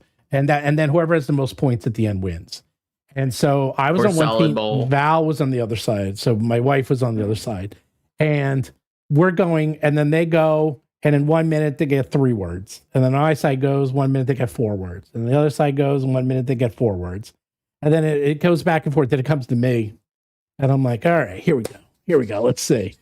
And then I look at it, I'm like, do. I got 8 words. I got 8 words, finished it, ran out of words, and I still had plenty of time left on it. And then I proudly said, I'm a professional game designer. And they're like, ringer. And then I was like the most popular person at the party. And I was like, wow, maybe I shouldn't be embarrassed of what I do. And then they were making fun of me the whole time. But it really, I hate to say it, it's like, when you're good at one sport, you're good at all sports. Well, if you're good at one game, you're pretty much good. I mean, I'm talking to you guys, it's like you're pretty much good at any game. And we were actually, this is the crazy part. We were killing them until the very last round. And then my wife did the password, and her favorite show is $20,000 Pyramid, which is all password and password. And she beat us by 1. She actually finished the bowl, did 8 in less than a minute, crushed it. And we lost by 1 point. But my wife was good too, so. So you were good, but the only one who was better than you was your wife. No, she tied me. We both got 8. She tied you, but the other team was better than you overall by 1. So you were not able to pull it out because she tied you. Yes. Well, what's funny is, and I didn't realize this because some of the words were like, I put in Moscow, I put in Godzilla. I put in like North Pole, some of these are kind of tough with charades, like North Pole and stuff. But then some people put in XX and and then it got like naughty and it got a little weird, let's just say, but it was fun. And then by the end, everyone was like, oh, you do games and this, and they were very interested. And I was like, you know what? Screw it. I'm telling everyone this is what I do. I'm not hiding. There you go. Give Give them out your business card. Steven, I gave out one of my business cards at a trivia tournament that I needed to sub in because my parents were running it and one of the people got sick. Oh, you were telling me about that. I didn't know what you were talking about. Yeah, but I actually gave out a Roll for Combat business card at it, though. I didn't tell you that story. No, you did not. No, because what happened was there was a question about brain-eating amoebas, and someone else was talking about like the fungi that like eat the brains and puppeteer like the dead insects. And I said, there's even a Dungeons and Dragons monster that's like that. And one of the people who was in there, this was like for young kids. This was like when we were talking earlier about the younger generations playing D&D. This person was like probably 9 years old. Was like, is it a shambling mound? And it wasn't a shambling mound, but it was pretty close. Mm-hmm. I was like, that totally is a D&D monster, though. And so we started talking about Tarrasques and whether or not they could handle flying monsters. I'm pretty sure that not only did they not play 2024, but they had not heard about the difference between 2024, because I was like, in 2024, the Tarrasque has better attacks against flying monsters. By the way, it says Steven's on the short list for the future Hunger Games. Hey, man. There you go. When PaizoCon was still a thing, and they used to have tournaments, and Adam Daigle ran it, he hated it. I broke every Paizo tournament. And when you say the tournaments, do you mean the like one-off green blood on the Black Rock game that Daigle ran? Well, it was a Starfinder tournament where we had a team and we had to fight each other. We had to choose different monsters, and we had more than one. Yeah, and that's the green blood on the Black Rock. That was what hit one of his like his like special session that you had to lottery into. Yeah, I completely broke it. A, I knew the Starfinder rules. B, some of the monsters I wrote, so I know the rules really, really well. And C, I just am really, really good at breaking things, as Mark knows, and finding all. Like, I find the loopholes, so Mark and I fix them in our products. But if I'm in the other end, I find the loopholes to exploit them. There's sometimes loopholes in those tournaments at PaizoCon. Let me tell you, I was playing one that was a I'm sure, Mark, like you're as good as I am at finding those loopholes. And it was like, kill all these monsters. You get points based on how fast you kill them. If you are standing next to this one King of the Hill spot, you get an extra point for each round. And so we completed it like twice as fast as anyone else with a full clear and no penalties and always standing next to the thing. So we were given the first place prize. We're like, technically there's this group that's messing up. They're dying all over the place. They can barely even survive. And they're not going to even make it through half of them. They're not done yet, but we're giving you these. But we have to wait. And then they had to take it away from us because they'd written the rules so poorly. Oh, well, that's their problem. That because their combat took 70 rounds during which they were massacred and didn't beat almost anybody. They scored 70 bonus points for standing next to the King of the Hill spot, which was worth more than the number of points for full clearing, getting all of the maximum bonus points and everything else. And they're like, technically they won because we wrote these rules so badly. Yeah, well, that happens. But no, it happens. I'm sure you would have been the one who was who would have done that on purpose. And then like we could just stand next to that spot. If it's in the rules, it's in the rules. But the funniest part is that group didn't do it on purpose. They were just struggling and they accidentally won. Oh, got it. No, I ran DCC for Goodman Games. I run tournament D&D. Like, man, like if you're gonna run tournaments, I always say that. I'm like, I'll be real. Like my story 2 weeks ago. Fuck around and find out. Like I'm as nice as can be, but if we're in a tournament setting, then all bets are off, man. And things change very quickly, and I'm not as nice and go for blood. So whatever. Anyhow, so let's see if I have more stories. I have. Oh yeah, so that's you said you had 3 or 4, and I I've only heard like digital 2. only DRM. I talked about that. I talked about how now Fantasy Grounds is free. So we did talk about how Draw Steel. I'd be curious. I haven't seen the special edition covers at all. I'd be curious to see what this is. I was talking to Professor Dungeon Master last night, and he and I were just planning for PAX, and we're gonna have some cool stuff at PAX. And I was talking about the book, exciting. And by the way, I don't know if you're going to be at PAX next week. I got a package yesterday of 3,000 pins, brand new pins from China, and I don't have to pay a tariff. I don't know what they're doing over there, but thank God they did it. That's all I have to say. Thank you, Pin Company. So I have all the pins ready to go.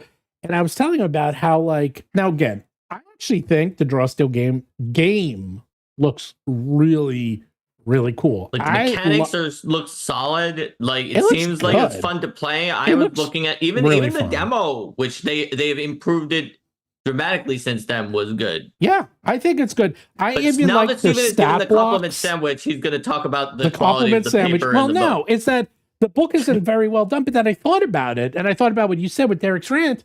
I'm like, you know what? I bet exactly what you said, Derik. That they literally are like, crap. Let's just throw this book together, get it out, because in 5 or 10 years, no one's going to care. As long as we have the VTT up and running and that thing is flawless, the books can all go in the garbage for all we care, because they're all going to be using the VTT. And they're not wrong. And I hate to say this, and I really hate to say this, if that's their future and if that's where they're putting all their money and their efforts, which they are, then yeah. And the more I thought about it, I'm like, this feels very much like, let's just get it out. And now, is it wrong because people paid $140 for those books and were expecting something of a premium product? Yeah, I think so. And they could have at least used better paper and better quality stock and done a better job with printing the books. Forget about the layout, okay? Ignore all that. Like, if they had really good books and not like a great layout, that's one thing. But they went with really cheap books and really not so great layout. So here's my question for you, Stephen, though. This is an interesting one. Yeah. So, obviously, they did not do that. But suppose that they polled people and they said, look, we've got this money and we're gonna let you guys decide how much should we spend on making sure the paper quality in the book is the highest possible versus having like a really strong and effective virtual tabletop support and game design and other things like that. I bet that the people, and I want to come up with like a less pejorative sounding term than paper snobs, because it's not really just being snobby. Mm-hmm. It is like understanding the quality of paper and other things like that. It's being snobby. Okay, fine. Maybe it is being snobby. I bet that the percentage of people who are the paper snobs and are like, no, the paper quality is one of the highest concerns, would be pretty low.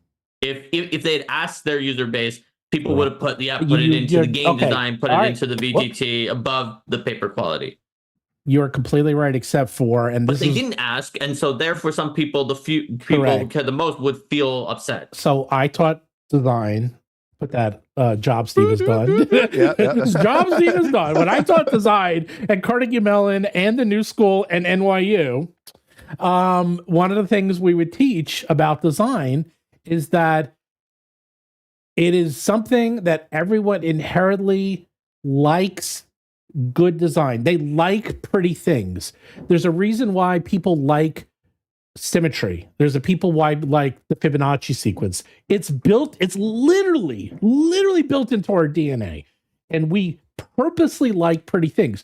The reason why we like pretty things is because we see defective things as spoiled way back, say 10,000 years ago, for survival instinct, because things that were broken or defective could be spoiled, can make you sick, and so forth. We'll get into all that. So we purposely look for things that look really pretty and nice and symmetrical, and it's literally built into us. So even though you cannot put into words why you like something over something else, that is because of design. So you are 100% correct. Right. You're 100% correct with that. Right. Is that people all would have said they didn't want it put into that. Right. While in their subconscious, they do be attracted to the nicer design. Correct. However, mm-hmm. that only matters insofar as the fact that all the people who say, oh, yeah, I would just want the game that was better designed, I don't care if it looks good, wouldn't really buy it on the shelf or easily find about it in a marketing perspective. Mm-hmm. But if you don't care about that because you think that your game has a large base already that will sell it by playing it and by its VTT and not the cover of the book, mm-hmm. and you think that's how it's going to spread is in that way, maybe you don't care about the fact that people do judge a book by its cover, no matter what the aphorism is, just as you said, Stephen, and you're right mm-hmm. about that. Maybe you don't care. Maybe you're like, no, we have enough groundswell for that. We don't need the books, like the book paper quality or other thing like that, to be what's bringing people in here. Because the but BTT will do it, the game will do it. No, but there's $70 books. Like it was like if this was a $50 book, I'd be like, okay. This was $70 books, like what, 2 years ago when they first founded this. Like $70 books was the most expensive book. Like $70 books were not the norm when they first made this. Now they are very big books, and I would They're say big. You would normally charge like more than that for. Well, yeah, when they're that big, yeah, it's just that people for core books, they're usually loss leaders. That's another in a thing, lot of right. systems, and they reduce the cost because you want to get people into the ecosystem. Correct. And you have like then you have companies like, well, the reason why, and I'll get into that, is the reason why you have companies like Free League who have beautiful books and they're very inexpensive. Well, their cost of living is also half of what ours are in Europe. So that's another thing. They don't have to make as much. So, again, it's like apples to oranges. These are all not, the same comparison. So there's reasons why things are different there. But then let's get to the aspect of D&D Beyond. I'm actually going to I almost had my friend Mike Shapiro. I'm going to have him on again. So Mike Shapiro is one of my oldest friends. He plays D&D every single week. He's the one who's finished all 3 adventure paths from Dungeon Magazine. He finished them all from beginning to end, and he's still playing. And he uses D&D Beyond every week since its inception. And I'm actually very curious to talk to him from his point of view, because he's hardcore. I'd say he's like us, but he's not in the thick of things. He doesn't know what was happening with the OGL. He doesn't know any of that stuff. He just wants to play a game. But he uses all digital the fact tools. that Mike Shapiro doesn't know about the OGL is one of the main things I know about him. Because by this point, you've told me a lot of times he doesn't know about the OGL. I'm going to have him on the show. And I actually want to talk to him and see what it's called. That'll be great. I'll be like, Mike, I've heard person. that you don't know about the OGL, but I want to learn more about you as a person. Well, no, right. But you know what I meant? But like as a normal person who really is geeky. Well, my players too. They didn't know anything about the OGL. Like, they heard about it, but they didn't know anything because they're geeks and they play games and they're really into the culture. But they don't follow it like we do. They just they don't watch YouTubes. Yeah, like most people don't. Like most people don't know. Right? They're just playing their game like the people I met last weekend. Right? Yeah. They're just trying to find a good tool and they just want a good experience. Absolutely. This person knew, this 9-year-old knew off the top of her head about the carapace ability, that it was called carapace and it reflected magic missiles back at you. But they're not into like the knowing about like the current events of like what's going on in the meta. That's my other. So people who watch our channel are the ones who care about like the business aspects and like something beyond like just playing the game. I think all 160 of you. Of a hobby of 100 million people, we are the 1% of 1% of 1% of 1%. Hey, now we consistently get in the 4 digits of views. Oh, I know. Ooh, the 4 digits. Ooh, yeah. The 1% of 1% of 1% of 2% of 1% of 1%, not 1% of 1% of 1%. Okay, so we got that little extra 1%er up there. The enlightened. We are the enlightened. Yes. Well, we are. Hey, man. Everyone is into something really like heavy. Derik is really heavy into photography and can talk about photography at levels that I couldn't care less about. And woodworking. That's right. But that's his thing. Those are 2 backgrounds that Derik does have, but Steven doesn't have. Wrong. Can't wait to see this. He's going to show us a table he made that I'm just going to be like, whoa. When I was 12 years old, I made this. Very nice. Did you make that on a scroll saw? Yes, I did, Derik.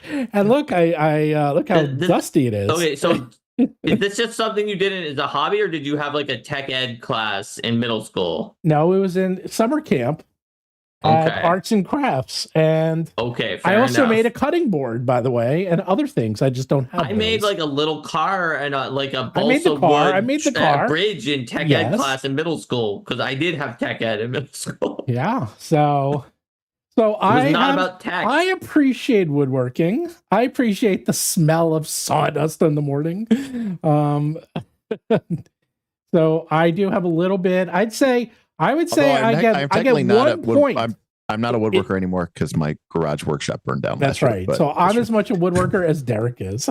that's I right. think Derik is still more of one than you because he did it more recently and to a greater. Well, his skill would extent be of higher products. than mine. He would be, what would you be, trained, expert? I What think would that Derik would be like an expert, maybe going on, but he's not a master. Oh, and, I'm definitely not a even master. close, not even and close. then Steven, you are like I got 1 point. Steven, I you got have, 1 you have point the in it. untrained improvisation. You have the untrained improvisation, right? You Yeah. don't get the Steven has the how untrained dare you? improvisation. How dare Yeah, you? yeah, You He get the can level, do- but plus 0. Yeah. How dare Steven you? can do anything and anything. Hey man, I took the jack of Even all if he's not trades trained feat. in it. That's all I'm telling you. Untrained improvisation No, is I very took good, jack Mark. of all trades. That is my favorite feat. That's what I have. Untrained improvisation is basically There the you jack go. of all trades There you feat for go. Pathfinder 2. So that is what you have in real I got life. lucky with the dice rolls. I am really lucky with dice rolls. That is true. But I would like to do that. We should do you know that. what? One I would episode where we say, build us. just because I don't want to, even for my own,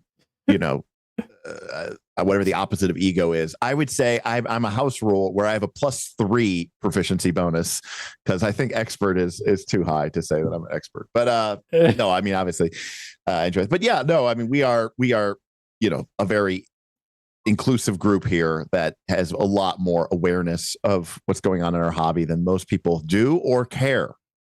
Oh yeah, no one cares. No one cares except for us. I mean, even the people we talk to at booths at cons don't know what's going on. They have no idea, and they don't care. And even that. So why do you think people at cons are guaranteed to be the ones who know the most? I would make that assumption that they would be more tapped into the zeitgeist, at least a little bit. I never assumed that. Even from a business point of view. I never assumed that. I actually love the people at cons because they're not the perennially online people, but instead they're the people who are tapped into the actual game. They play the game. They're in the game. You get such different feedback. Well, yeah, I guess that's the two of you have your assumptions. My assumptions are based upon being in a company where I heard certain things from the internet and then saw like ballrooms full of hundreds of people that I would go around and talk to all of them, and like almost nobody had the opinion that was on the internet. And that made me realize they're just completely, and yeah, sure, there can be some people who are in both, but they're very, very different groups of people. All right. So the consensus is digital tools, they can be good. They're here to stay.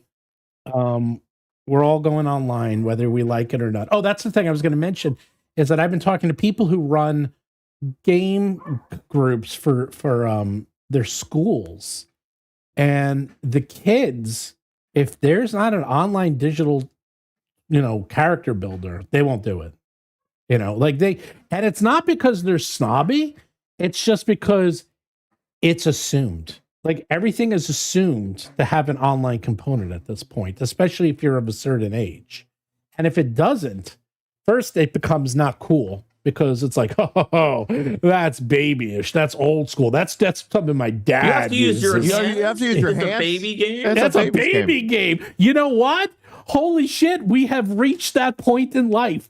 You got to use your hands. What is that, a baby game? It's just like, you got to use a pen and paper. What is that, a baby game? That is seriously, wow, I didn't think that. I mean, it was 10 years past the actual movie. Just a personal moment here. It's always bothered me to a very high degree the number of people, when people in books and in colloquial refer to it as a pen and paper RPG. What kind of sadistic, masochistic fuck uses a pen when playing a role-playing game? You have to have some serious personality issues. I can show you the pen I use. I use this pen, my red pen. Oh, where'd he go? Apparently I went like this and it thought I was raising my hand. Oh, okay. Even I who actually hate writing with pencils compared to pens, even I use pencils. I use for tabletop RPGs. It's my pen. I do not like using pencils. I use a red pen to make sure you can see it on top of it. There is a role-playing game, and I don't remember the name of it, where you only use pen on your That's character the one I sheet. showed you from last week. Is that the one you showed me? Yes, it's you. I'm the one. I'm getting it. Steven is the one. So while he's gone, Steven's summary that he gave about the digital future just reminds me most of all of the episode of Futurama where Bender becomes made out of wood because he doesn't want to have the upgraded new robots. And the lesson of that is, the new thing that's coming out can be a tool that you can use to your advantage, but it doesn't have to replace everything that you've Where did I put that game? been doing up until this point. Like we talked about earlier in the episode, right? When we were saying that automation can sometimes be a pain in the butt, even though it can also be really cool. But if you use the tool in the ways that improve your game and then decide, like I decided I'm not using this automation, I'm just going to type it in. Yeah, this one. You can get it to work. Blood on the Lens. Blood on the Lens. This was the horror game where you purposely used your character sheet and then you tore it up as you took damage. Yeah. And you use pen. That's what I was saying. That was the only game that I was like, okay, I respect that they have the pen. I respect that they have the pen. By the way, people who don't believe that we're actually printing the books, like here's the proofs of Elemental Storm. Here's the there covers. You go. Here's the cover. Here's the special edition cover that was wrong. This is why things take forever. Here's more special edition covers that were completely wrong. Because you know why they're wrong? Because it says right here, Battlezoo Ancestries, Elemental Storm. That's wrong. It That's should wrong. say Battlezoo Bestiary, Elemental Storm. I tell you. I was like, damn it. Stupid print. Look at that. It says, look at this. So, Steven, I need to know then. Did you send them Battlezoo Ancestries Elemental Storm, or did they put it in? No, I did it, and they found it. I would have found it. They found it before they sent me the proofs. I fixed it. But, hey, man, that's why you got a lot of people looking at these things. Hey, how about that? Someone found a bug. I'm not going to say what it was in one of our dragon books that nobody caught. That Mark's like, how is that? Even Mark couldn't believe none of us because caught it's that. actually in all of them, and it's one that won't really affect you because if you use the book normally, it doesn't do anything to you. But in one place, it mentioned something that was slightly wrong, but not the place that you would normally go to look for that information. And we were like, that can't be in there. Over like, what is it now? 5 years and 4 books. Still nobody had seen it. I know. Now we know. Let's talk about that. Like, okay, like if we go to a version of an RPG, because again, this kind of gets back to the 4th edition. 4th edition obviously sold books, and people were still used to playing their games with books. But 4th edition was also obviously the precursor to D&D Beyond with D&D Insider, and you had this digital tool set, digital compendium, digital character builder, yada, yada, yada. And obviously there was supposed to be a VTT that never materialized. Right. But 4th edition, basically, used their character builder data. This is, as I understand it, they used their character builder data to basically identify if a feat was too good or not good enough. Correct. Right. So if everybody was taking this feat and nobody was taking this feat, they would go, okay, we need to bring the power level of that feat down, and we need to increase the power level of that feat. Just like WoW would do. I was literally using a certain I was build. literally going to say WoW. When I was with WoW, they had reams of data. It was actually an Excel spreadsheet, and they can go in and tweak all the values, and they would look to see. And that's why, especially in early WoW, why the characters were so well balanced, because they had so much data. They were able to go in and tweak things and make it really, really well balanced. I don't know how it is now, but in the beginning. So while it wasn't a perfect system, the idea, it became a joke in our 4th edition campaign that Wizards of the Coast had cameras in Smith's basement, because everybody, like, we'd level up and everybody, like, somebody would be like, I'm taking that, I'm taking this, I'm taking that power, I'm taking this class feature. And then, like, in the next month's errata, they would errata, like, almost, I'm not even kidding when I say, like, everybody's powers they chose. Like, it was like they were Google and Facebook before Google and Facebook. Yeah.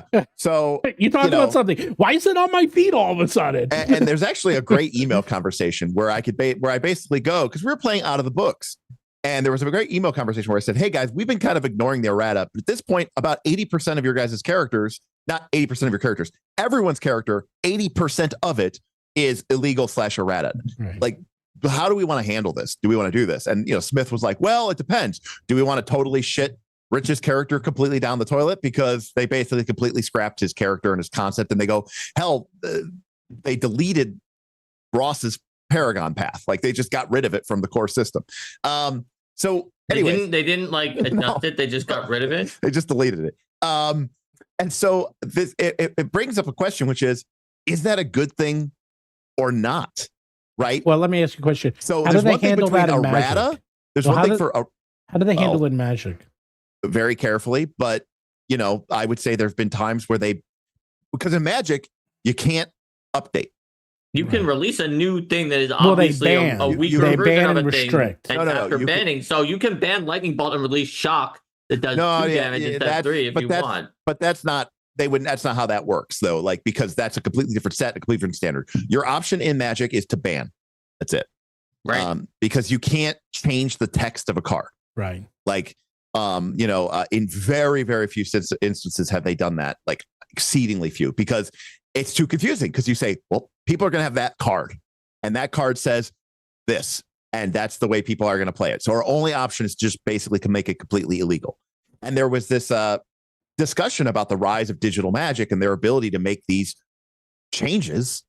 Right now with digital Magic, you could do that. You could say, oh, this card is actually totally cool and totally great. We really should have just made that ability cost 3 instead of 2.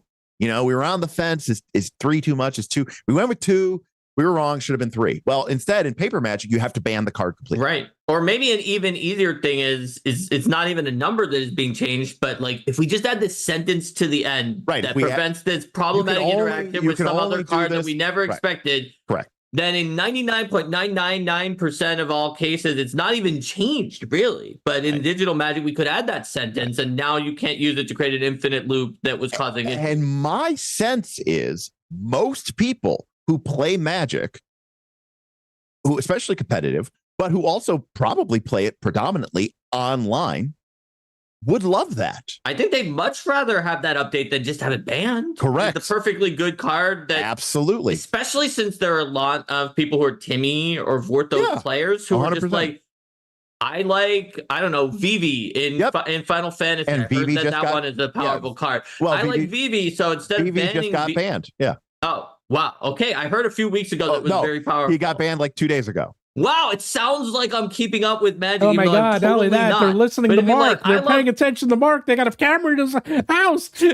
I love Vivi in Final Fantasy, right? Maybe. I actually did think he's a really cool character. So I'd be sad if I can't play him just because it's cool to be able to play Vivi. Yeah. And so I prefer a nerfed Vivi that I could play to the current Vivi that I cannot play. Correct. If that was an option that was given to me. And obviously, there's like, well, if you play casual table, kitchen table Magic, it doesn't matter. But most people kind of abide by a certain amount of constraints. But anyways, most people would say, yeah, change Vivi. But they are like hamstrung by the fact that there's this paper component. And at the end of the day, right, you have to the formats in theory have to be the same. Right. And you can't Isn't there a rule that you can like send in your not anymore. That used to be that used to be on Magic Online. Yeah, Magic Online, but that's like 10 years ago, Mark. You can do that. No, I think you could maybe you could still do a redemption, but like nobody plays Moto anymore. It's basically just like dead.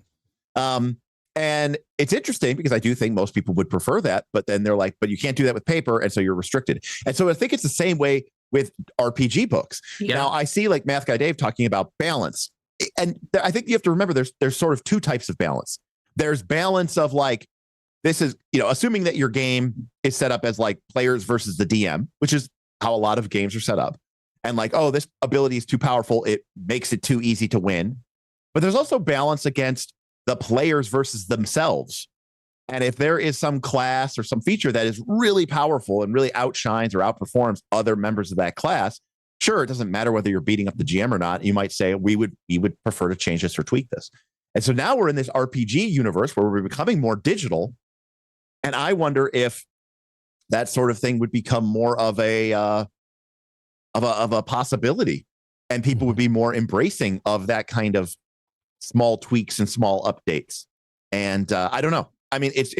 I know that 4th edition, it was almost like a problem. People were like, stop trying to make the game good.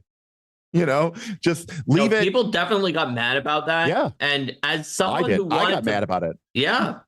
As someone who wanted to fix mistakes in books, the maximum amount that they can be fixed. I'm very glad that, given that Steven and I are like the two people who are working on Roll for Combat, we both obsessively want to fix them all. It's excellent that we match. But I had pushback sometimes when it was like, Mark, cool your jets. It was like, what do you mean cool your jets? It's a mistake. We have to fix it. He's like, yeah, but in 4E, they did that, and everyone got even madder than they are right now at not having anything fixed. And so they spent resources and made people even angrier. I was like, yeah, but they got it, they fixed the mistake. Like, there was an error, and if you leave an error to fester, it is much worse when you do go to fix it. People are going to be angry that you left it in there, especially if it was an error that seemed to be in their favor because of the mistake. So it's definitely something that there's not one right answer. I'm not claiming that the Steven and Mark obsessively fix all of the mistakes is right and that the other people were wrong. They're just different perspectives and different priorities. Yeah. Mark says my D&D books, Beyond books, get updated all the time, and I love it. I remember, if you look at my, it's funny, I think it's my first edition. It's my fourth edition Dungeon Master's Guide 1. I have the section on skill challenges, and then there is a big section in it where I have used a cutout on glossy paper and glue sticked in the errata.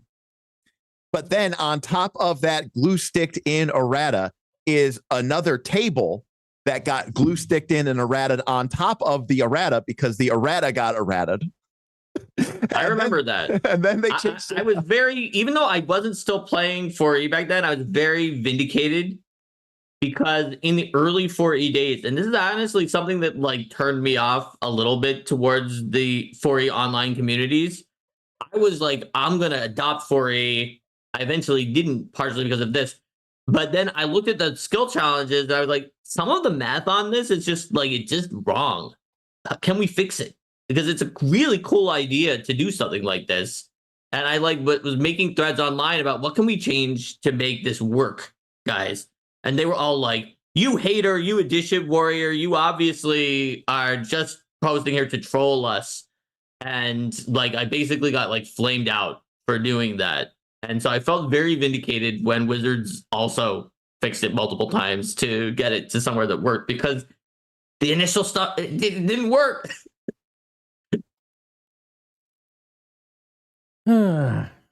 Anyhow, do you still have racquetball tonight? No, I do have dinner plans. No, all right, got another 5 hours. Let's go. Let's go.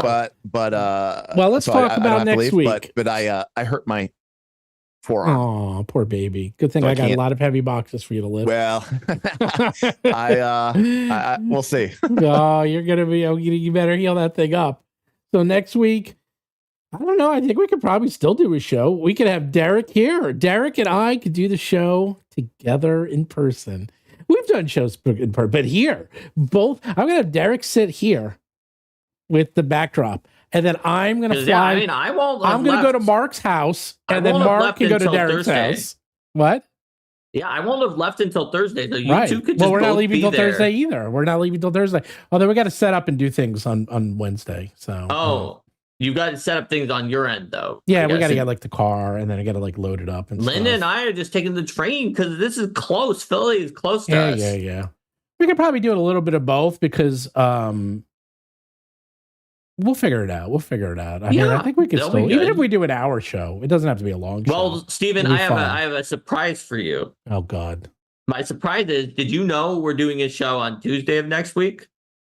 Who's we? Oh, we? As in you and me, probably, because every time you forget that you always want to do a show on the day that the Kickstarter launches until like that day. So I'm telling you now. Oh, okay, that's Steven right. Glicker are going to want to do a show on Tuesday of next week because the Kickstarter is launching. Fine, we'll do a show next week on the Kickstarter. I'm not I got to pick up Derik that day too. I'm totally fine if we don't do it, but you will want to because you always want to. Because I'm always doing the show while also doing an AMA on Reddit at the same time. Yeah, that's true. Well, maybe we'll get a guest this time. I will be almost certainly burned out. I am kind of priced into No, doing. you don't I have have to to do Tuesday. I have to do 3 Tuesday. first looks before I leave for PAX on 3 different mech games.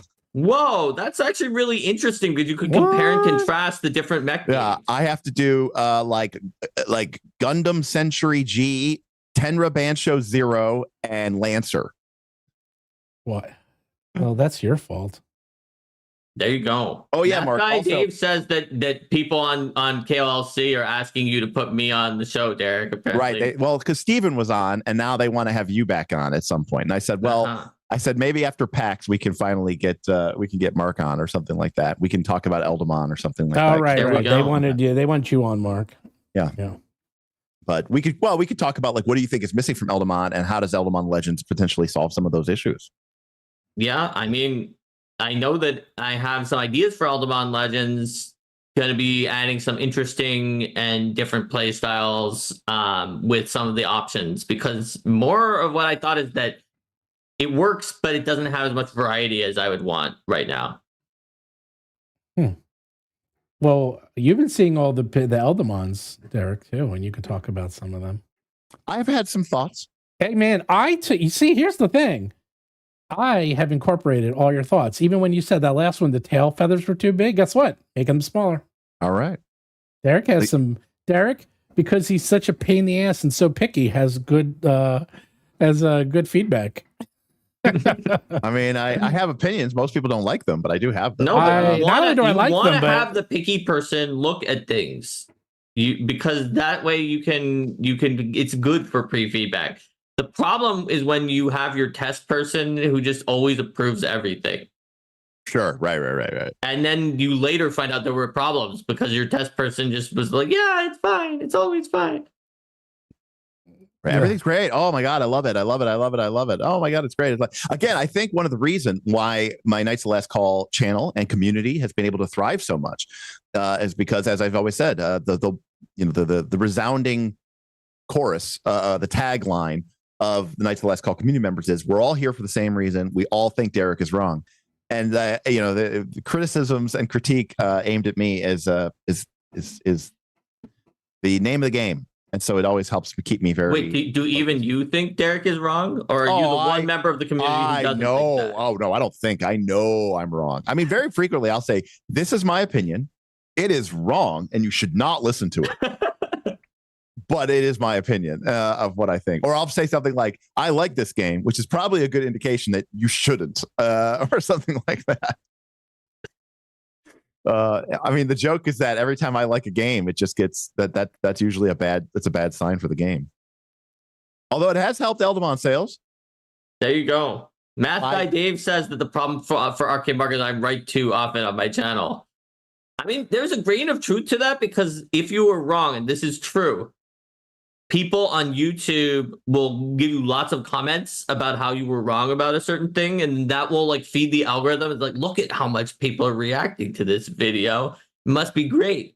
Well, that is why when I genuinely like something, people are kind of like, oh, I guess I need to get this immediately, because they're like, if Derik likes something, it must be very special. I've seen YouTubers actually joke about like adding a small factual mistake to their to like a deep factual analysis that gave a lot of facts on purpose, just so that it could be the thing that all the reply guys want to tell them that it was wrong.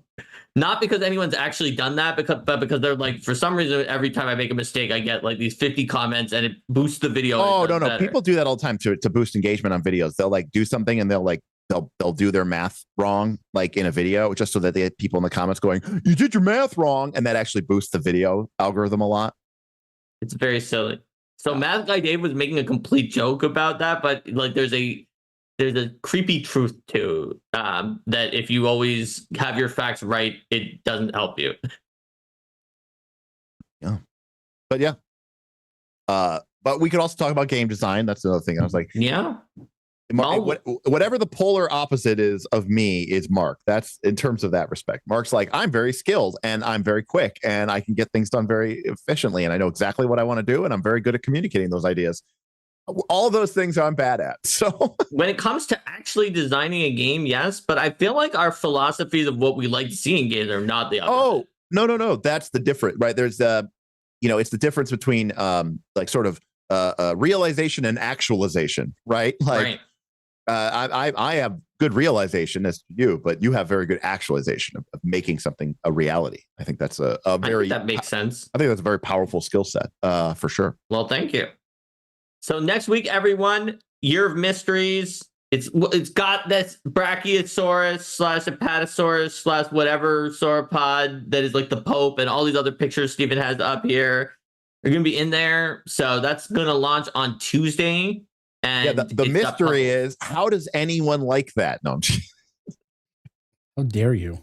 How dare you? You're fired. that was the one that the people who made that intro video, you guys all see the intro video with the juggling guy, right?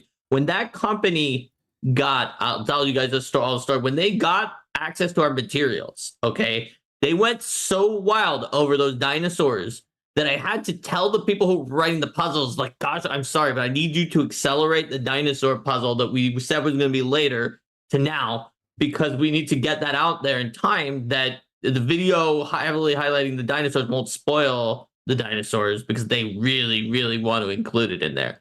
That's how much they liked it, Derik. So that was Jack Packard. Jack Packard will be at PAX on Saturday, and he will hang out with us. And then Jack will be on the show. But it wasn't just Jack, right? Steven, you said it was Jack. All of them at Jack's. Yeah, it was the whole. It was everyone at Second Wind. The whole crew. They all liked that dinosaur. Second Wind liked the dinosaurs, but Jack will be the first to tell you that his opinion is not necessarily going to be popular with everyone else. Jack from Letter Media. He's going to be at PAX on Saturday, and he's going to come over and say hi and hang out with us a bunch.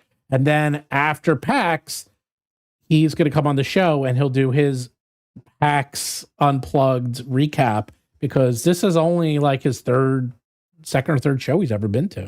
If you remember, like I remember, because he said Gen Con was like his second, and he went there with us, and he did something smaller before that. So yeah, like that's it. That's all we ever did. So you get to open up the door, get on the floor, and walk the dinosaur. There you go. Derik, sing it. Open the door, get on the floor, everybody do the dinosaur. Oh, that one. You see, that's my power. I can command Derik to sing. There you go. I've never heard of that before in my entire life. You've never heard that? It's like, yes, you boom chugga chugga, boom chugga chugga. It's like, you've heard that song. It's like, it was very popular, I think, in the 80s and 90s. I've never heard that song. Yes, you have. I definitely remember it being like played like at elementary school roller skating I parties. remember it being played at fraternity houses a lot when I never heard it. In those There's some songs that were around back then, they're that old, that they just always play at weddings every time, or at like receptions, and that is not one of them. And so therefore I have not heard, like, while you were listening to dinosaur songs from the 80s, I mastered the pen. I know, you're like it's like, you guys were listening to dinosaur songs while I was working on my PhD thesis. You guys are geeks. I would have been really impressive if I was working on my PhD thesis in the 80s. They would have made me like, oh my god, now you're making one of those weird up. Characters that, like, I was very it's little. Definitely from the late 80s.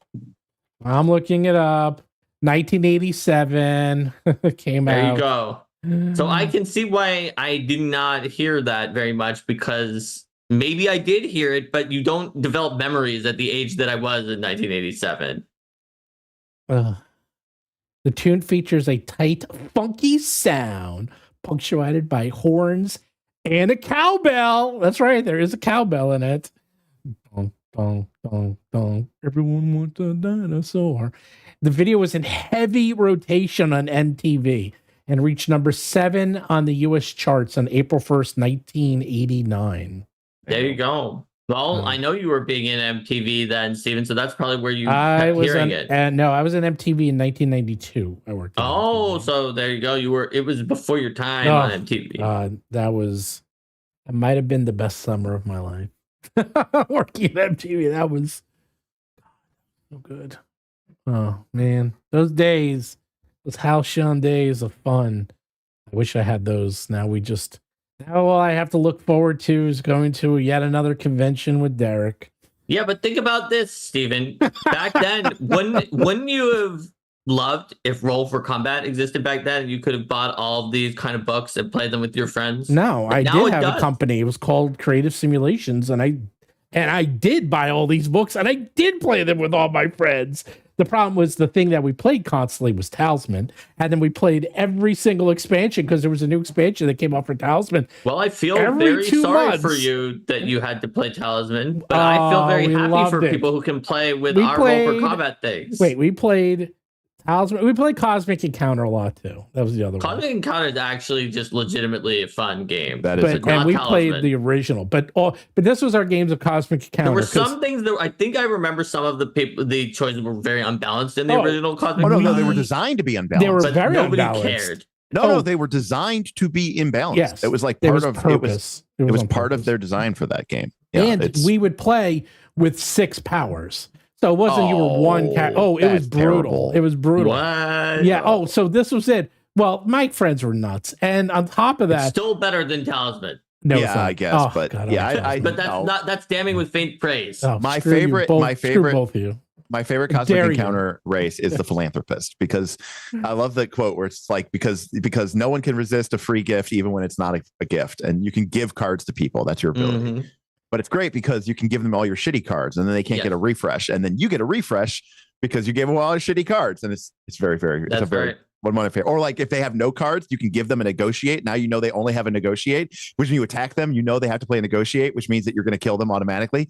Anyways, That's actually the Philanthropist. game I should bring. I should get it and bring it. It's Magical Athlete. Have you seen that game? mm-mm. Magical It- Athlete. Magical Athlete was a game that was an infamy. It was basically one of these games that was like made by hand, and it was played at cons left and right, but it was played like under the table. They never came out with an official game, or if they did, the quality was atrocious. Well, it just came I out guess last. it was re-released in It was 2025. re-released. Kinesia rebalanced it, and it is basically Cosmic Encounter in a way. You each have an athlete that you play, and then you're going on a board, but you can each screw over each other in different ways, and it's just supposed to be really, really fun. And the board is gorgeous. I mean, it is gorgeous. This thing. Oh, it's out of stock. Of course, it's out of stock. What's the name of the game? Magical, Athlete. Athlete. by Richard Garfield. Yeah, Richard. Sorry, Garfield. It's made by Yeah, CMYK. you said Kinesia, and I went, I meant Yeah, it wasn't Garfield. a- Sorry, I meant It's Garfield. it says the designer of the 2025 is Richard Garfield and Takashi Ishida. Yeah, I meant. well, the original design was by Takashi Ishida, updated design by Richard Garfield. Yeah. Interesting. That makes he sense. rebalanced it, and it's one of the most beautiful games I've ever seen, and it just looks amazing. Yeah, I mean, it does. As again, it's a recruited team of science. Roll your dice, move that spaces. Each racer, however, has a deeply unfair, great game breaking power. Yep.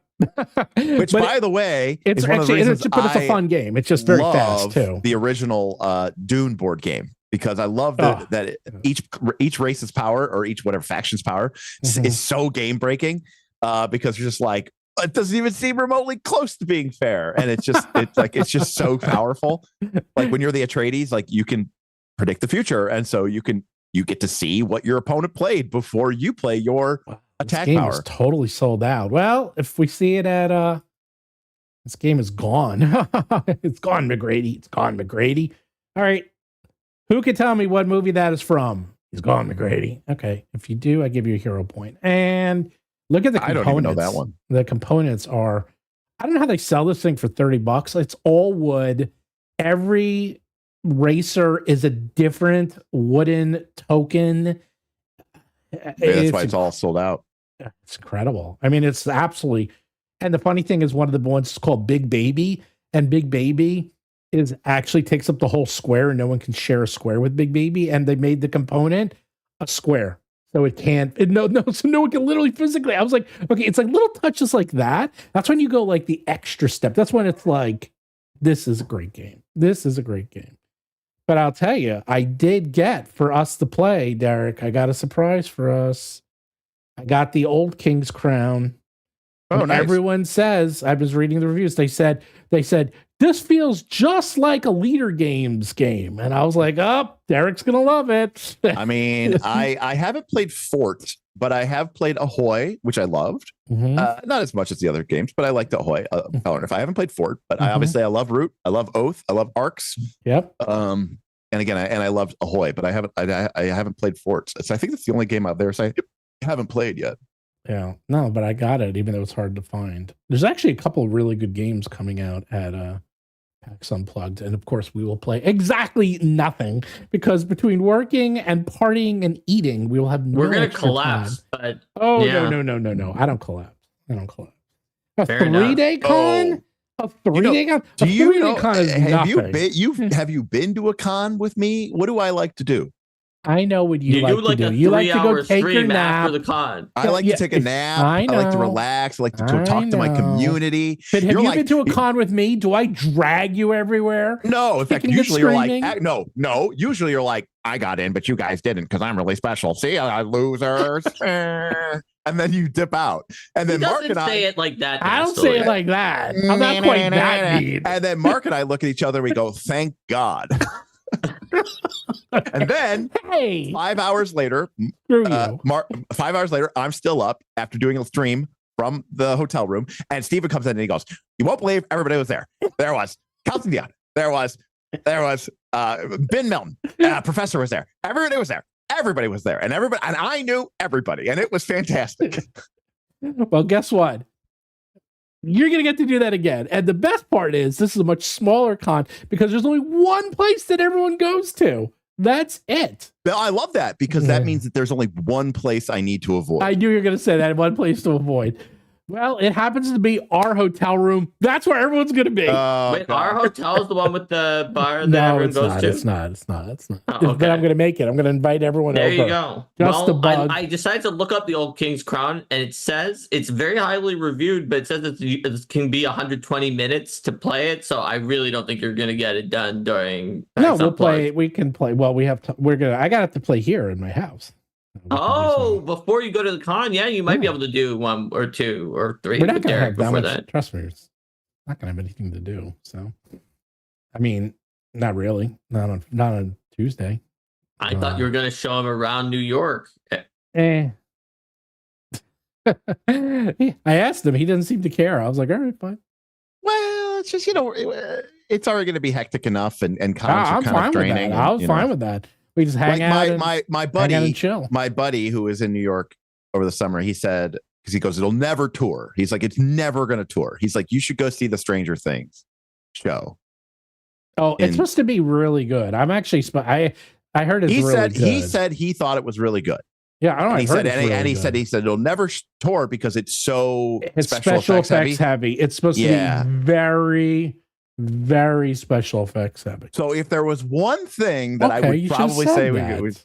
well, I know. I'm just saying. I mean, well, it's next week. I don't know. I mean, like I just had lunch with him, and he was like, I was there over the summer with my son, and he's like, we saw or whatever, like a month ago, and he's like, we saw Stranger Things, and you should I've see heard that. it's He's like, really because good. it'll never tour, and he said it was really good. So Yeah, well, that's so when I saw Back to the Future, it was closing, so I saw it because it was all special effects, and it was awesome. It actually was like the car was like flying through the theater. I was like, I was like, this is so schlocky. It's so hokey. It's like something you would see at Disney, and I loved every second of it. I was like, it was just fun. It's a lot of fun. So, all right, I'll look at that. I'll look at tickets for that. I know for a fact no one else I know would want to see that. So, even though, yeah, doesn't matter. It's like, this could be the best show ever. It's like Stranger Things. I'm out. I'm like, really? Doesn't matter that much. I'm guessing somehow the rest of your nuclear family has never even heard of Stranger Things. Just Oh, like no, King Robin and Arthur, Adam- it just passed them by. Wrong. First of all, Rodham and Adam have seen Stranger Things. Oh, okay. Second of all, Robin went to school with Noah Schnapp. Third of all, Robin is good friends with Noah Schnapp's twin sister. Who There you is- go. So I guess they do know yeah, about we Stranger know Things, Steven. everything about Stranger Things because Noah Then why Schnapp. would they not want to watch it with you? They Because just passed it now? no, because it's like watching the show is one thing, but going to a show is probably too much. Ah, fair enough. It's like that's a step too far. Maybe by the time you know the twin sister of someone who's in it, it's just like, this is too much.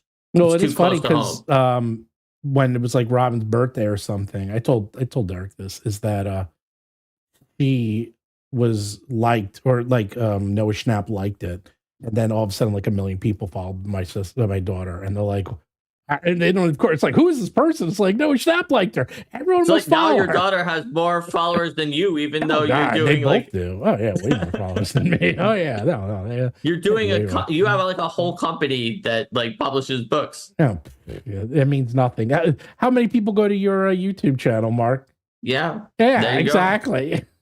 Yeah, you know what, Steven? Like, For all of the success that we've had on this YouTube channel, like Linda's little brother, who does not do anything anymore, but like did like a couple videos that were collabs on like Path of Exile, like high optimization runs or something like that, had like 10 times as many easily. subscribers as us. Monstrous, yeah. Well, Steph, yeah, but he was not like a top person of that. Understand? Like he did like 2 videos. He did collab with someone who was more popular than him on one of the videos. Well, Seth, he had just way more than us. Seth, who plays the game with me, who's in my weekly Pathfinder game, he has a TikTok channel on health, and he has maybe hundreds of thousands of followers, and he posts constantly. And again, it's like he just That's talks about actually health. Not that many for TikTok, right? Well, for TikTok, no, but for us, it blows us out of the water. Exactly. No, that's fair. And having hundreds of thousands is also a lot more than us. That's the amount that Linda's little brother had for his 2 Path of Exile videos or whatever. So like, you never know what is going to get everybody watching and following you. Yeah. Well, also keep in mind he does health and exercise, so it's very That's a very universal topic that anyone could be interested in. So if we can figure out how to make D&D and Pathfinder and exercise, combine the two, we will. There you go. You use your step counter to gain. Your step counter gives you experience points, and you use those experience points to level up based on how far you walked. There's already millions and millions of those apps. I know that, and I use them. I use them a lot, actually. There are even ones that are like, how far would you have gone to deliver the One Ring to? I have it right here. Doom? That's the one I'm on right there. Yeah, I'm up to 1,335 miles. I've been. You see, here's my little. See, look, I'm walking. There I am with the water. I'm going backwards to that one, but yeah, no, seriously, you do go under here. Wait, this is when you fight the Balrog. Wait, I'll show the Balrog fight. There you go. You fought the Balrog. Look, there's the Balrog fight. Right, but those are like, they exist. But are there any out there that are like so all into it that there's like a full on like D&D level experience of how many options and customizations you can have, all based on your random step counter? Yeah, there's a million. Yep. There you go. That's how you make it with exercise. Nah, no one cares. Yeah, actually, it was actually pretty cool. Yesterday, we were covering the Moria supplement for the One Ring, and it's obviously about Doom. But the back, like 40, 50 pages of the book is a special solo set of rules designed by the Ironsworn creator Sean Tompkin, and he came in. He was in our chat, and he was hanging out, and he was like, "Oh yeah," he's like, "That was pretty great." He's like, "Because I'm going to try to do this solo play experiment with my live stream, because like there's people like Trevor Duvall who do like solo plays, but it's like recorded. I'm going to try to do like a Twitch plays Pokemon type thing, but it's going to be like Twitch YouTube chat plays One Ring with Derik, and we're going to try to play my sad One Ring Moria game. That's what you should call it. Hey, look what I have right here. I got my Moria book right here. Oh, it's so gorgeous. It's so gorgeous. I know, but I don't know if I would ever use it though. That's the problem. Oh my god, it's so gorgeous. You could have your thumb be like you lying dead in like the Mines of Moria. I mean, it doesn't have any like anthropomorphic parrot people, so I don't know if it's like your jam, but Screw you. No, I love it, but it's a very, very, very, very different style. Oh. Yes. I mean, but it is what it is. Like if I was going to do a book like this, I would make it look like this. I mean, but that's something else. Is that I stay. You know what, in Derik? my Though lane. it has races in there that are not human. That's true. Dwarf or elf. It has hobbits. I don't know if it's your style. They're cutesy little guys. I can handle a hobbit. Well, the thing is, I stay in my lane. Like I am very good at designing very colorful, very. Right. That is very muted, desaturated. Yes. Very muted, very desaturated, very bland books. That's what I am a specialist at. And Dude, I got to show you this latest picture. Share that picture I shared with you of the snail race, Mark.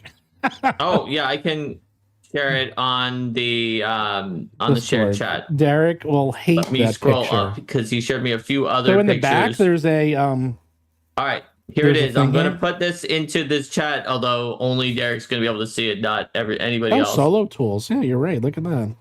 Wait, Look at that. This is a beautiful book.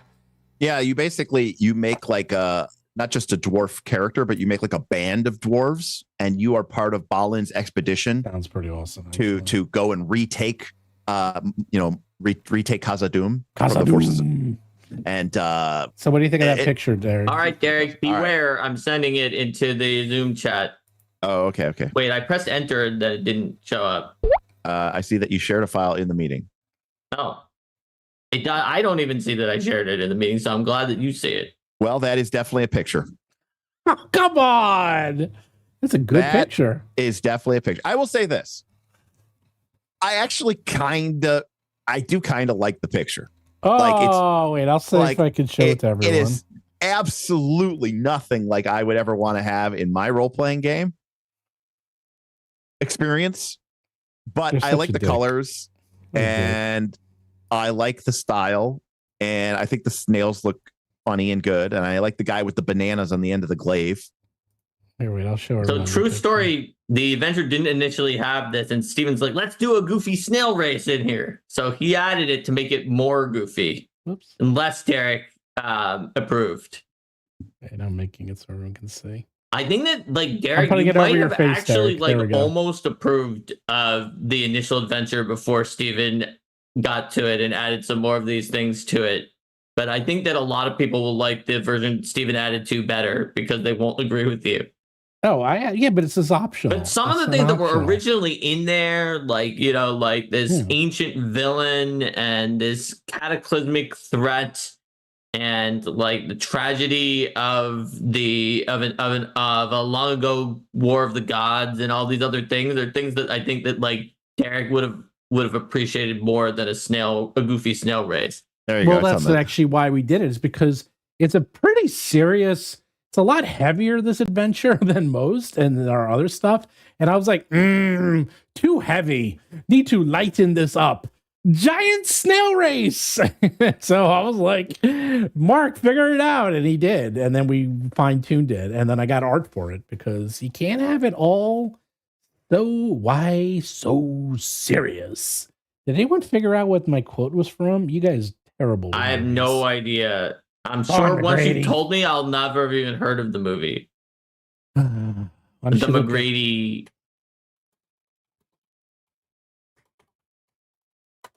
No one knows.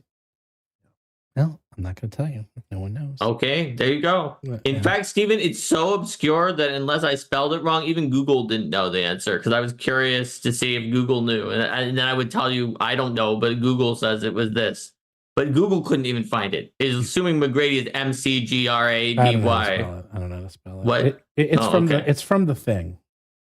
I thought it was going to be from the thing. That sounds like the kind of thing that would have been from the thing. Isn't that McCready? McCready? Maybe I thought McCready. Oh, maybe it's McCreevy. Maybe I don't know. Said it wrong. Well, I only know most of what I know about. Yeah, it's Mac. No, it's Mac. It's spelled Mac Ready. Mac Ready. Okay, that's why it's called Mac Ready, and it's McCreevy. I thought it was McCreevy. That's how he pronounced it. Almost everything I know about the thing, I know from like 6 or 7 times that it's become a tangent on these streams. There you go.